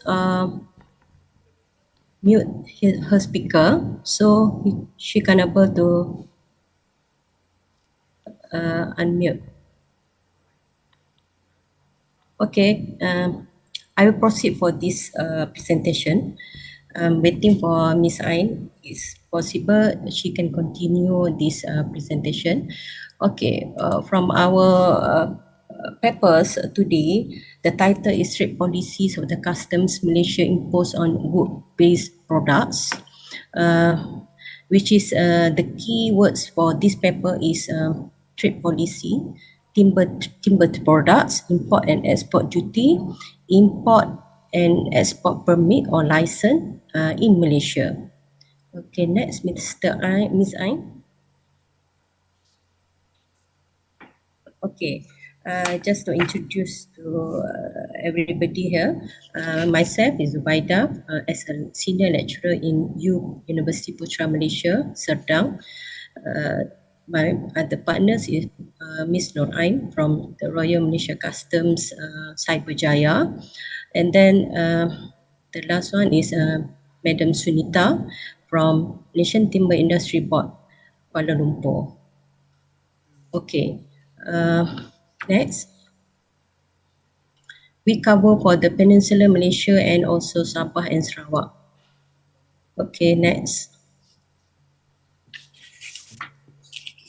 Okay, this is our content to be present to the clause for today, and then the gist of this paper is about next, Miss Ang. The international trade policies, which is regulated by the Royal Malaysia Custom to the imposed to the timber products in Malaysia for import and export activities, which is we use for this this paper based on the secondary data, which is a desktop data based on annual report from MTIB, from Royal Malaysia Customs, from Sabah Forest Plantation, from Sarawak Forest Industries. So many agencies we collect from them. So it's come up with an analysis of because of this involved with the technical information or technical data, so we are not doing the quantitative or qualitative methods for this paper. So next. Okay. This in the introduction for this paper is trade policy is very important to control for the movement of the goods between countries, which is involved with the international trade of the timber products. And then it's this regulation is to sustain and legate the timber trade for the Malaysia's product. It's about the product involved for this tariff for this trade policy is plywood, particle board, chipboard, fiberboard, veneer, mold, and carpentry and joint works or DJC, furnitures and other components. It involved with the 240,000 workforce in Malaysia. Okay, hi. Can I continue? Okay, Miss Ain, can you continue? Okay, hi everyone. Sorry for my interrupted for the. I'm not sure what happened for my audio, but now I can speak. Thank you for my partner, Puan Zaida. And then this is an introduction for our paper. So number one is a trade policy is needed function as a restriction mechanism, which is imposed on the movement good between countries, which is we call it import-export. And the number two is the international trade involved. As we know, we have an existing entering and transiting, which is a very familiar among custom and traders in the world, which is we have a various type of good from the within the country. And then the trade policy is necessity for a country as a mechanism to control and maintain the sustainability of the economy, national security, and social culture. The third is the sustainability and legality of the timber trade are issues of international concerns. According to the World Bank 2017, as much as US 52 to 157 billion is losers worldwide in losers revenue by World Bank 2017, which is a big, huge amount, which is we need to more up about the timber product. And then the number four is among the product are sawn timber, panel board, which is plywood, particle board, chipboard, and fiberboard, veneer, mold, and carpentry, joining work, which is a lot of distinct from the timber product. Furniture is a components involving about the 240,000 workforce by MIDA to 2020, which is a third most important commodity subsectors after palm oil and rubber in Malaysia. So the last one is a lack of technical research on trade policy imposed on timber industry, especially on tariff and non-barriers that governed by the Royal Malaysian Custom RMCV. So we go to the next slide, which is a trade policy. International trade policy, or we call a commercial policy, is a set of regulation which is standard and facilitated for the international policy. So a lot of numerous instruments to make sure that timber industry were created by the Malaysian government, involving by several government agencies under Malaysia, which is try to control and enforce an importation and exploitation of goods and service. But however, Malaysia international trade policy focus on more liberal and fair global trade environment, so which is we can attract the investor and at the same time the sustainability of the market for the local market. So Malaysia still create trade barrier within the aim of protecting the domestic market and critical sector such as timber, agriculture, food and others. I think the same, which is others countries do the same. And then the last one, to maintain the cultural norm, religion and sustainability, natural resource and national security. So this is a category of trade policy. If the Bapak-Bapak and Ibu-Ibu can saw in our framework here, which is we divide by two, tariff trade and non-tariff trade. So this is under tariff trade, we have two types, which is specific tariff and ad valorem tariff, and non-tariff trade, which is we have example like a voluntary export, retrain versus import quote, subsidy, embargo, and license. So next slide is about non-tariff barrier, which is more focus, which is to try to enforce of non-tariffs, which is license, import code, and others foreign export restraints, such as we have a certification of the European Union Deforestation Regulation EUDR, Program for the Endorsement of Forest Certification PEFC, Convention on International Trade Endangered Species of Wild Flora and Fauna under SEEDS, Japanese Agriculture Standard Just and Sustainable Green Ecosystem Council SGEC, and many.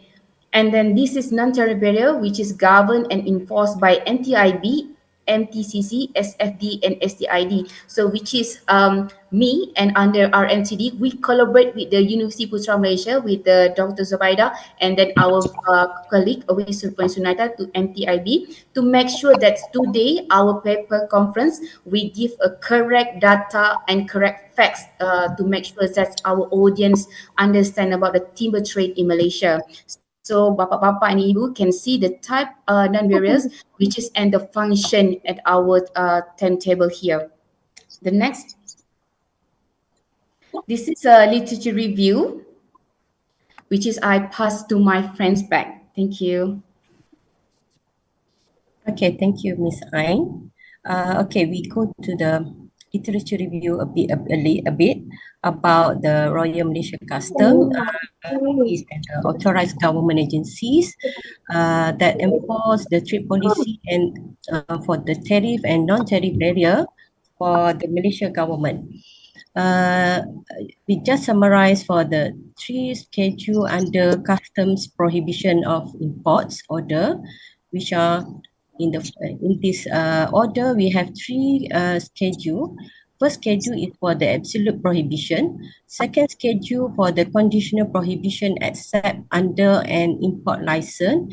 And the third schedule is for three parts of this third schedule is a conditional prohibition except in the manner provided in the schedule.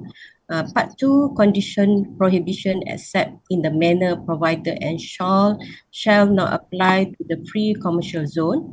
And then the last part is part 3, conditional prohibition except in the manner provided for goods controlled under the International Trade in the Endangered Species Act 2018. Okay, next. Okay, this is about the tariff and non-tariff barrier for timber products in Malaysia. We have 4 types of tariff and non-tariff, which is trade policies. The tariff barrier in Malaysia is taxable goods for import or export duty range from 0 to 40% according to harmonized system HS, and then also a few tax exemption for certain goods of timber products. okay, we go to the import duty. Import duty is imported goods from 0% to 50% for import duty. That is subject to the imported goods, which is also when we talk about import tax, it's also imposed for sales tax when you domestic selling or domestic consumption. And then number 3 is export duty. The rate is about from 0% to 10% at ad valorem and specific under custom duties 2022.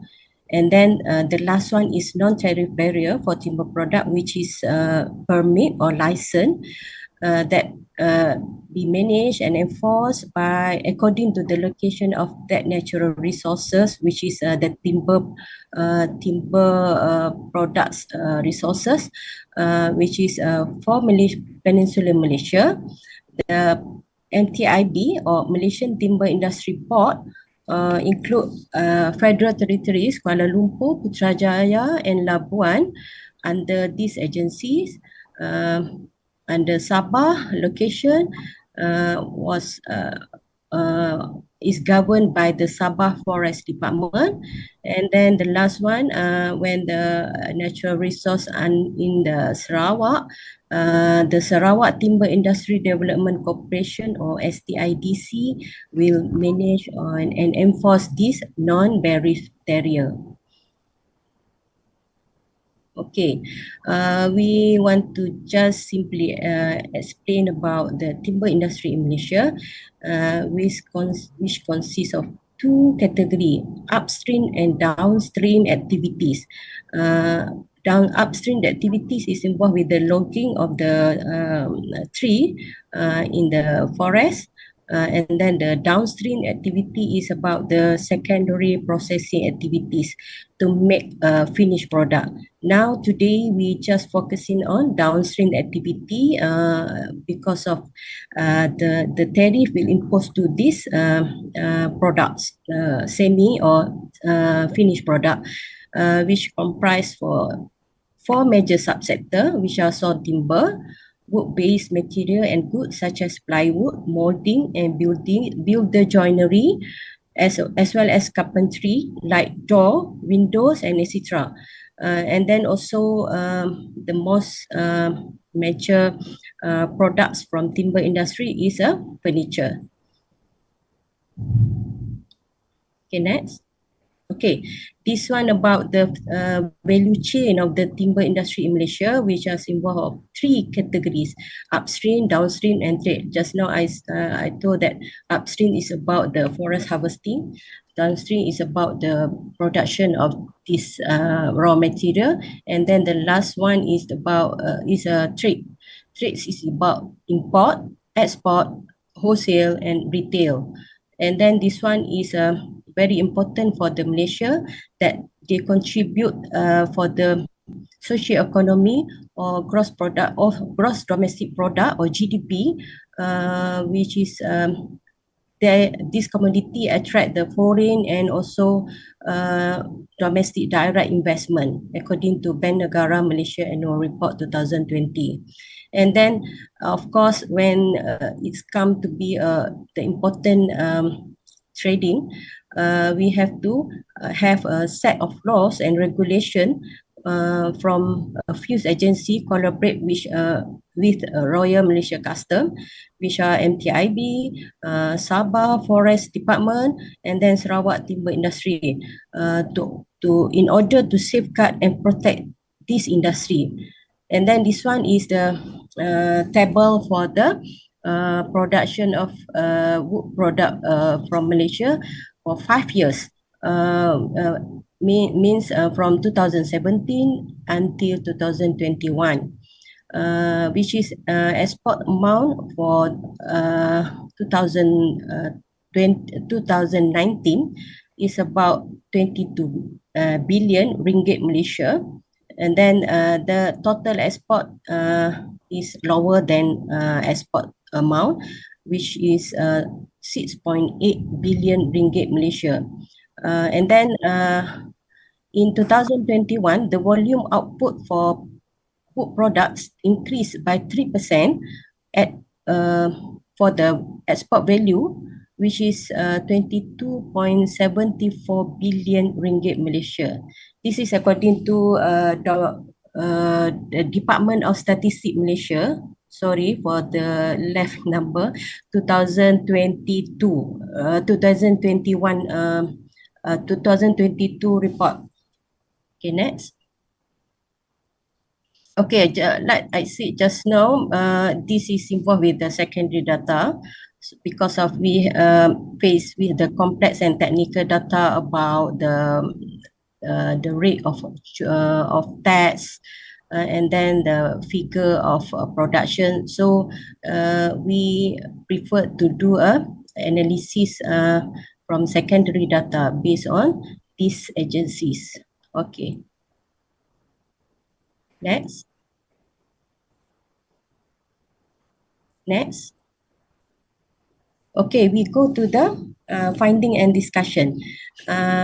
Based on this, our analysis of the information or data from various agencies, we can find out that the importation of timber-based product in 2021, Malaysia at 33rd world rank at the importer of woods and articles of woods under HS code 44, under harmonized system code 44. For your information, for the timber products, it's just involved for 2 HS code. I think others country also has a practice has a HS code.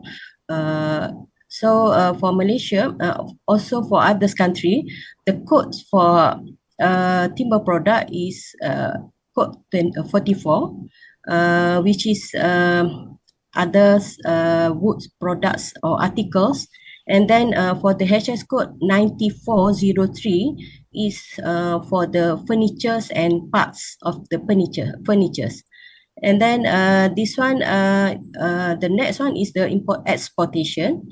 Exportation in 2021, it's ranked number 8 for Malaysia, become an export for the furniture and under code 9403. And then ranked number 18 for the export under code HS 44. The next is import permit, which is a non-tariff barrier. In 2021, a total of 16,958 import permits or license was issued by this MTIB, Sabah and Sarawak for the log products, pulp, mangrove, wood, plywood, stone timber, chipboard, particle board, fiberboard, and others timber products. And then the last one is export permit. The export permit for 2021, and we just get for the Peninsular Malaysia, which is managed by the MTIB, was issued the license or permit for 69,495 export permit, which is reduced about 3,245 export permit, or 44.7% compared to 2022, which is the export permit reduced in 2021 compared to 2022. Okay, next. Okay, we go to the discussion. The discussion that we can discuss from the findings, which is the tariff barrier, which are import and export duty that governed by the Royal Malaysia Custom, more familiar compared to non-tariff barrier, which is import and export permit. The tariff barrier, the trade barrier limit the ability of local producers to export wood products with high tariff in the importer countries. And then on the large scale, trade barrier affect economic growth and decrease administration efficiency for the developing country. So meaning this one, there is the advantages and disadvantages for the tariff barrier imposed to the timber products. So when we get the finding from the data, the discussion can be made by import duty for the wood product between the range of 0% to 35% for imported timber products. Okay, because of this is high rate, actually the 35%, which is like wood charcoal, wood flour, laminated veneer lumber at 30%, as plywood, veneer and panel also at 35%. This is the reason for to protect our domestic industry. So the Malaysian government do not encourage for the importation of this kind of goods, this kind of timber products. That's why they impose for the high tax, import tax to this kind of goods. So for the Malaysia export of timber product, there is no import export duty because of to encourage our domestic manufacturers to produce more for international market and to promote a competitive advantage with other countries, with other foreign manufacturers, which is the Indonesia is our close competitor in our timber products. Okay, especially for the furniture. Okay, and then we can conclude that with a previous. Okay, our Malaysia tropical forest is very rich and high quality species of trees such as merbau, balau, meranti, acacia, keruing, and also rubber wood with high market value. And then we can say that the disadvantage of the tariff barrier will increase the price of imported wood, and maybe wood products, and maybe lead to high price being paid by domestic consumer in Malaysia. That's why we encourage, or Malaysian government encourage for the people to buy our local manufacturing products. Okay, next. Okay, I will finish our presentation for the conclusion and recommendation. Due to we create the trade policy to maintain the industrial sector, especially for the timber industry, and then also to stable and then competitive locally and internationally. So when we impose the import duty to the timber products, it's become the revenue to the federal government of Malaysia to use it, or to use the money for the national administration expenses, for welfare, for public such as education, health, defense, infrastructure, facilities such as road, school, hospital, place of worship, and other well-being, prosperity and security for the Malaysia. So this tariff barrier, especially because of it relates to the money, to the tax collected by the Royal Malaysia Custom, is very important to our countries. Because of these facilities we have to provide, the government have to provide to the people. Then when we talk about the export, we have the non-tariff barrier, which is a permit or license to be applied by the manufacturers to export their product to other countries, because of we want to control our natural resource, our timber, that to make sure that this natural resource is sustained, and then long for the next generation, and then also to protect the ecology of this natural resource. Okay, that's all from us. Thank you, Thank Mrs. you very Baida much. and Ms. Nur Ain. Okay, ladies and gentlemen, that is the presentation from our presenter in Malaysia. We have about 5 minutes to discussion. Please, you can raise your hand for the first question. Okay, you can directly send, give your question, Mr. Agung. Thank you, Mr. Moderator. Ms. Presenter, thank you for your presentation. Yeah. I want to ask about the impact of your tariff and non-tariff barrier. Yeah. Is there any impact of your wood commodities tariff and non-tariff barrier to the illegal logging in your country? Illegal logging, you mean? Wood illegal logging in your country, or maybe illegal trading. Yeah. Okay, that's it. Thank you.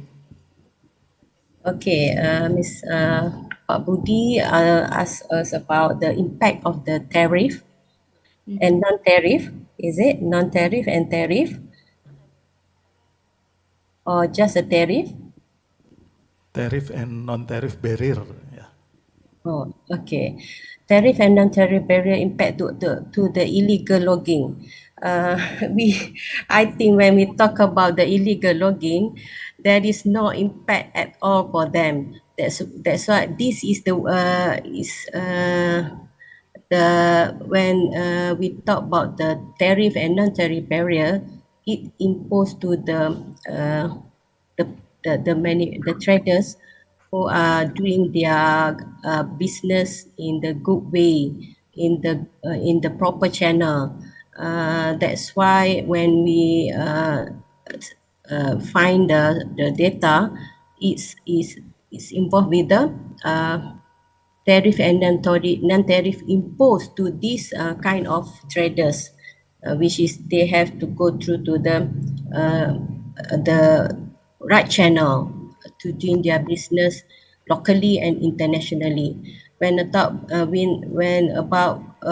you ask about the illegal logging or illegal trading about the timber product, it's nothing effect to them because of they can run away from this regulation. Okay, thank you. Okay, thank you, Mrs. Baida. The last question, maybe for this presentation. Okay, the last question from me, Mrs. Baida. The issue from this topic is about deforestation. I would like to know how about this issue in Malaysia? Can you repeat again? Deforestation, is it still the issue in the wood industry or timber industry in the Malaysia? Forestation. The deforestation. Deforestation. Okay. Is it the issue, the big issue in Malaysia, Yeah, especially of for course. the timber industry? Of course. Illegal deforestation, is it? Yes. Yeah, it's still doing by other unresponsible, disresponsible person because of actually we have a Department of Forestry to control and to enforce this kind of activities, but it still have in Malaysia also, and then we can say that we can prevent it totally. We just can reduce the numbers of illegal activities for deforestation. That's all. Even the mounts, the hill also, they are doing the illegal activities that result for the flood, for the landslide also. It's happened in Malaysia, still happen in Malaysia. Okay, Can I add thank some you. more? Okay, Please. can I add some more for the forestry? Actually, it's a quite interesting when we said about the illicit towards timber product. Actually, not only Malaysia, but I think Asian actually impact too. Especially we are in the same borders, and then of course, when we said about the illicit, why that's happened is can be about the requirement to get the license, and then of course.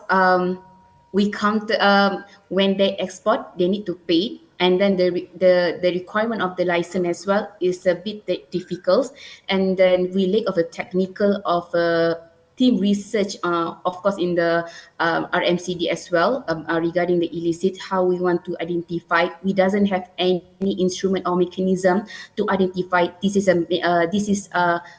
illegal woods, this is wood from where and where, which is we still lack. But I think if we work and have a good collaboration between among countries in Asian, I think the illicit towards timber can be avoided, can be hold back from the country, because we need to have a good cooperation. Because timber can usually we can use the river to make sure that the woods go to everywhere, and then of course into the forest and sustainability, ecology and biology is very impacted in Malaysia as well. And you can see a lot of development, building, concrete in Malaysia, which is can be impacted to our flora and fauna. That's it from me. Okay, thank you very much for your last explanation. Very clear for the last point. Okay, that's our fourth presentation. Please give big applause to our presenter from Malaysia. Okay, thank you. Thank you, Mrs. Zubaida and Mr. Ain. Okay, ladies and gentlemen, we come to our end presenter. The presenter is Mr. Soro Sekba Jian. He is from Directorate General of Custom Risk, Intelligence and Value Analysis Department, Ivory Coast. The title of the article submitted by Mrs. Soro is The Impact of Climate Change on Customs Revenue in the WMO Zone. To Mr. Soro, the floor is yours. Okay, thank you. Good morning, good afternoon, everybody. Good afternoon. Let me share my screen. 1 moment.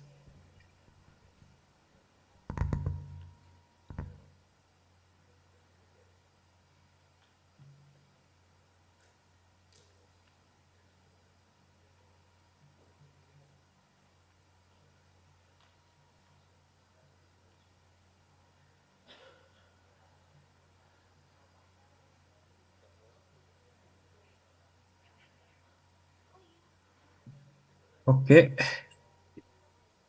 Do you see my screen? Hello? Just a minute. We still Do you see my waiting. screen? Okay. Can you show the slide, please? Yeah, 1 moment.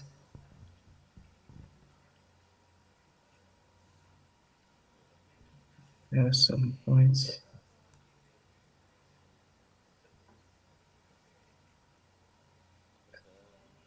Do you see now?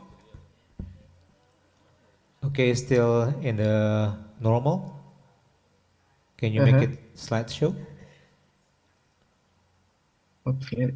Please click on the right corner at the bottom, please. Now, it's okay now? Okay, go on. Okay, thank you. So, hello again, everybody. I'm Sigbajan Soro from Cote d'Ivoire. I'm very pleased to attend to this international conference. I have the honor to give you a presentation on the following topics. the impact of climate change on custom revenue in the YMU zone.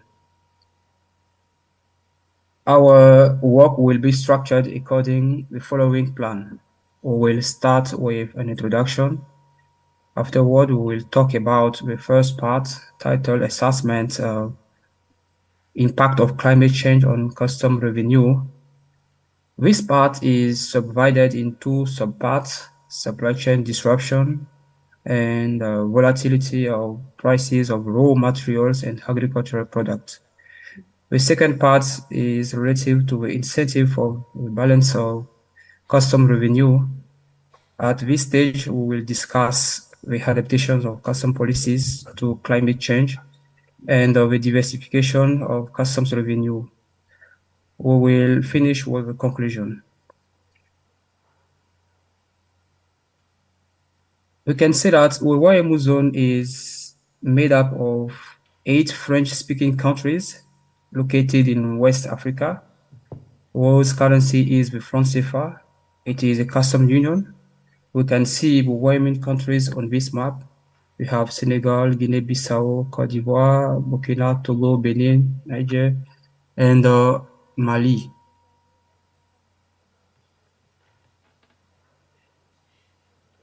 Okay. As introduction, we say that the impact of climate change on custom revenue in the West African Economic and Monetary Union areas refer to the effect that climate variation, such as increased temperature, extreme weather events, rising of sea level, and changes in precipitation can have on the revenue generated by customs activities in this region. Customs revenue comes mainly from custom duties, taxes, and duties levied on imported and exported goods. These studies will explore the intersection between climate change and custom revenue in the WIMU zone.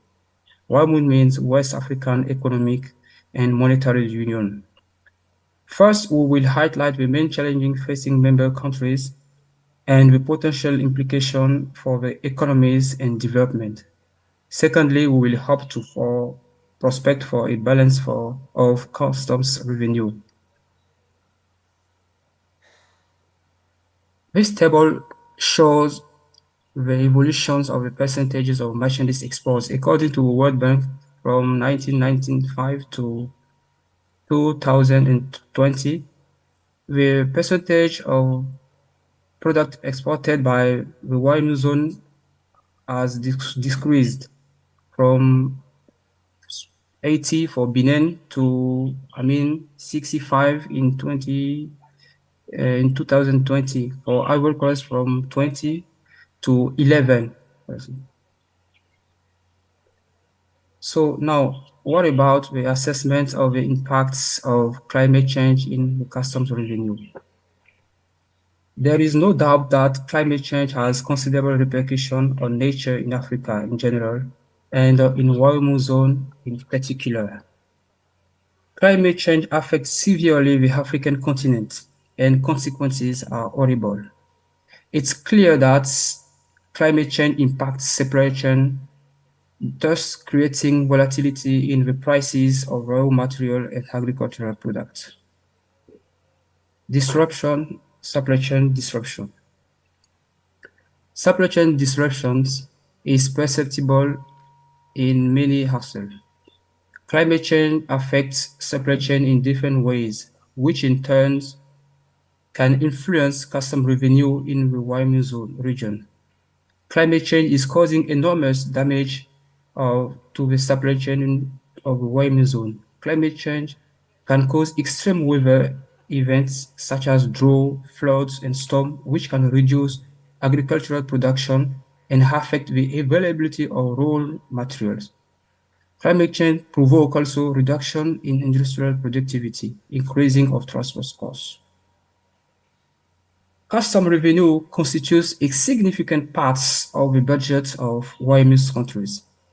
For there to be custom revenue, there must be an exchange of goods and services between two different customs territories. Climate change impacts supplier stock and provision, reducing the flow of imported goods. Our economic being based on agriculture, variation in temperature and rainfall affect products and disrupt the export of production. Regarding the transport costs, we can take the example of the rail. The rail can be affected by high heat due to increased expansion or deformation of the railway. And this factor contribute to make difficult the transport of products. What about the volatility of prices of raw materials and agricultural products? Volatility of price of raw material and agricultural products.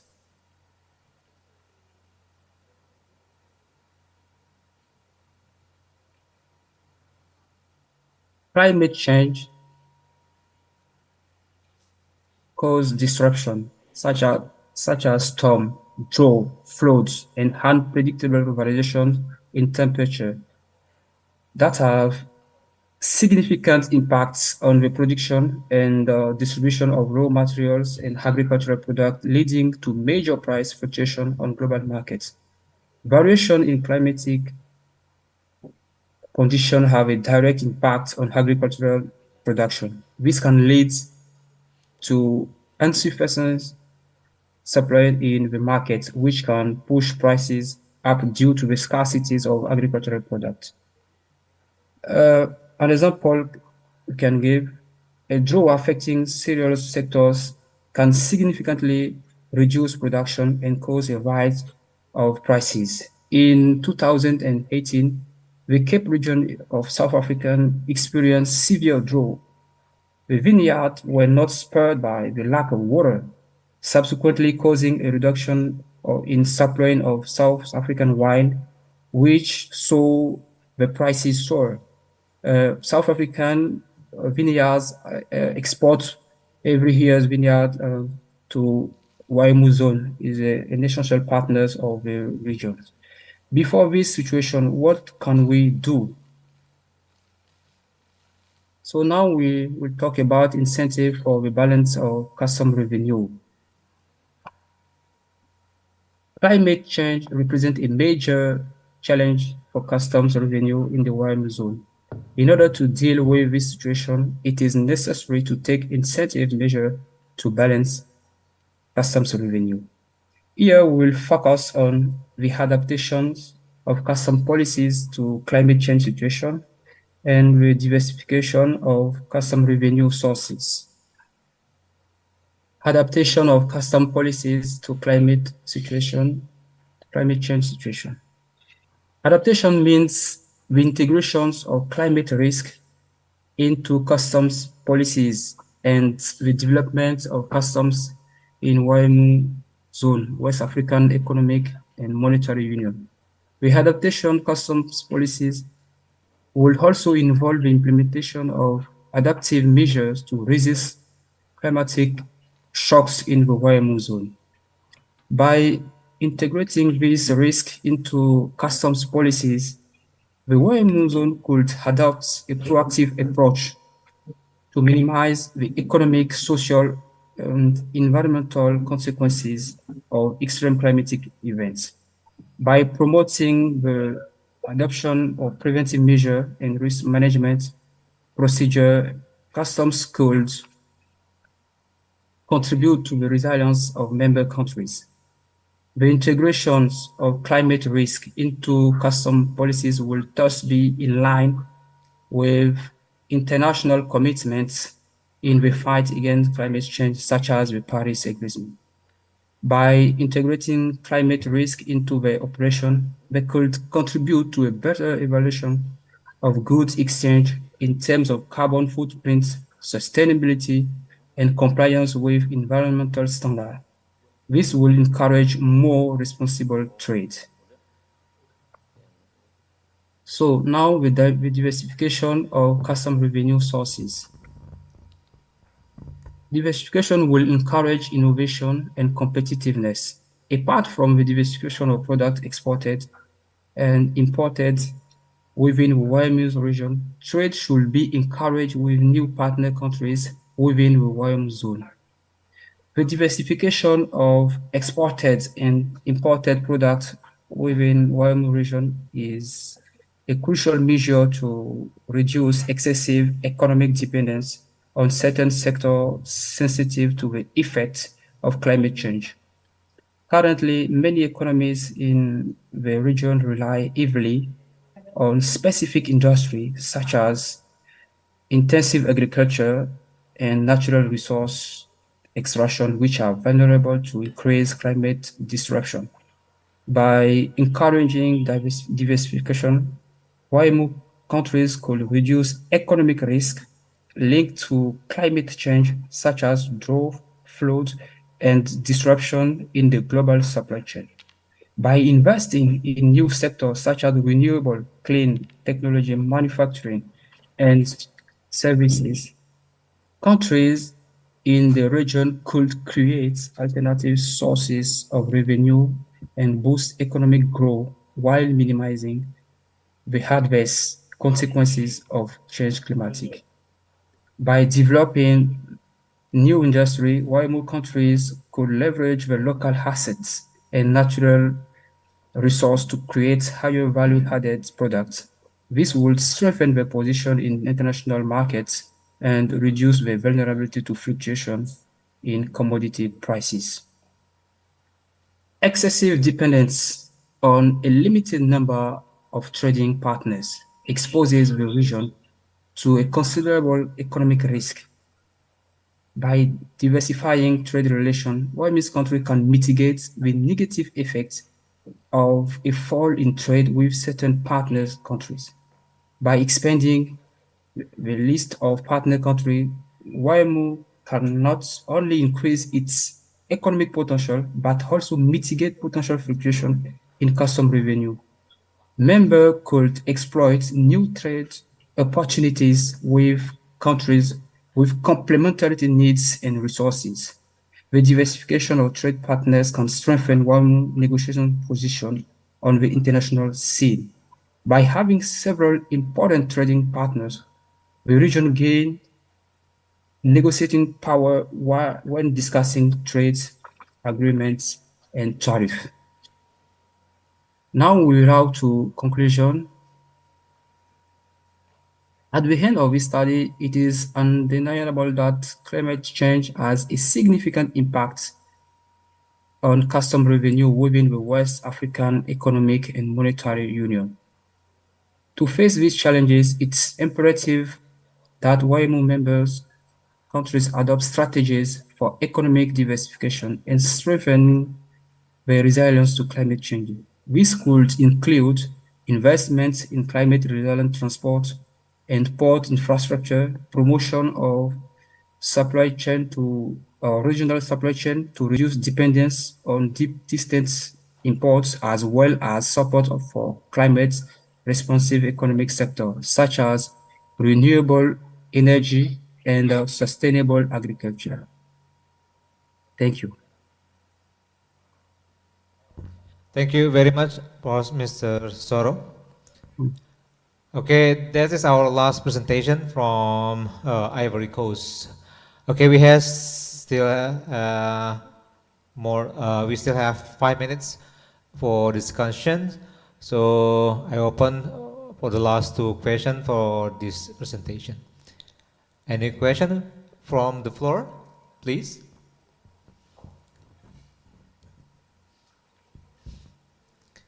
Okay, one from Mr. Agung. Okay. Okay, thank you, Mr. Moderator. I want to ask about the risk management of your country to handle the climate change problems. Would you please to explain us how can you design the risk management program, especially your custom authority, the program to handle climate change in order to reduce the impact to the state revenue. That's it. Thank you. Thank you. So I think that is a very interesting question. At this moment, we haven't in my country a real climate risk management setup. We don't have these things. But in this presentation, we expect that customs of the region will envisage this kind of things. But our risk management at this moment has based on WCO, World Customs Organization recommendation, is not our proper systems, but it's come from the recommendation of WCO management risk system. That's what I can say. So Okay, can thank you. continue. I can continue. Oh yeah. Let's continue. Yes. Let's say things. It is why Muzon is a custom union. So to handle properly the problem of climate change in the region, it will be necessary to uniform our actions. So every countries must be implied in the process of decision and the policy to follow to have a real risk management system to tackle climate change. Okay. Uh, Thank you for the first question. Our last question, maybe the last question. Maybe for the last question from the participant in online participants, the committee.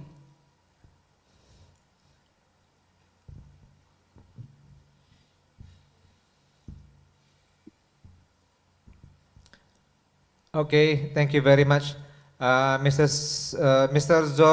Zoro. Thank you very much for your presentation. You are the last presenter today, and the sharing of your current experience. Of course, it is gives some advantage for our knowledge in this discussion. Once again, thank you very much for your presentation. You are welcome. You are welcome. Thank you. Okay. Ladies and gentlemen, finally we come to the end of our session today. On behalf of the committee, I would like to say thank you very much for your constructive and insightful response and question to this discussion. And there is one more day, tomorrow, and more interesting topics and discussion. For me, as moderator today, thank you very much for your participation. Once again, I would like to say to Assalamualaikum warahmatullahi wabarakatuh. Good evening, good afternoon for the participant on this room and also on the online participant. Thank you very much. Thank you, Mr. Indra. Please give big applause to Mr. Indra for making this discussion is more very fruitful. And we would like to take this opportunity to give a token appreciation to Mr. Indra, and the token will be given by RTC representative, Mr. Mardial.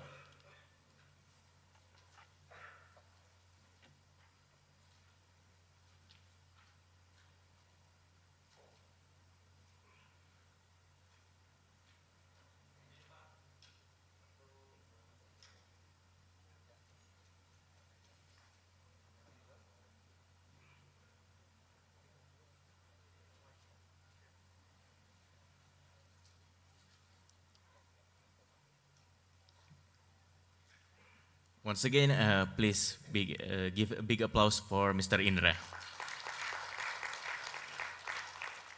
Distinguished guests, ladies and gentlemen, as we come to the end of our session today, I would like to extend our heartfelt appreciation for all participants, speakers, and moderators who have contributed to the success of this event. Your active engagement and valuable insight have truly enriched our discussion and deepened our understanding in the vital themes of customs role, in sustainability and digital economy. We would also like to express our gratitude to RTC Indonesia for their meticulous planning and execution for this conference and partners who have made this event possible. And as we part ways, let us carry the spirit of this conference with us and continue to explore innovative solutions for the challenge and opportunities that lie ahead. We will look forward for accompanying in the future events to further advance the custom and access domain. Once again, thank you for your active participation for making this conference a resounding success, and see you on the second day of this conference.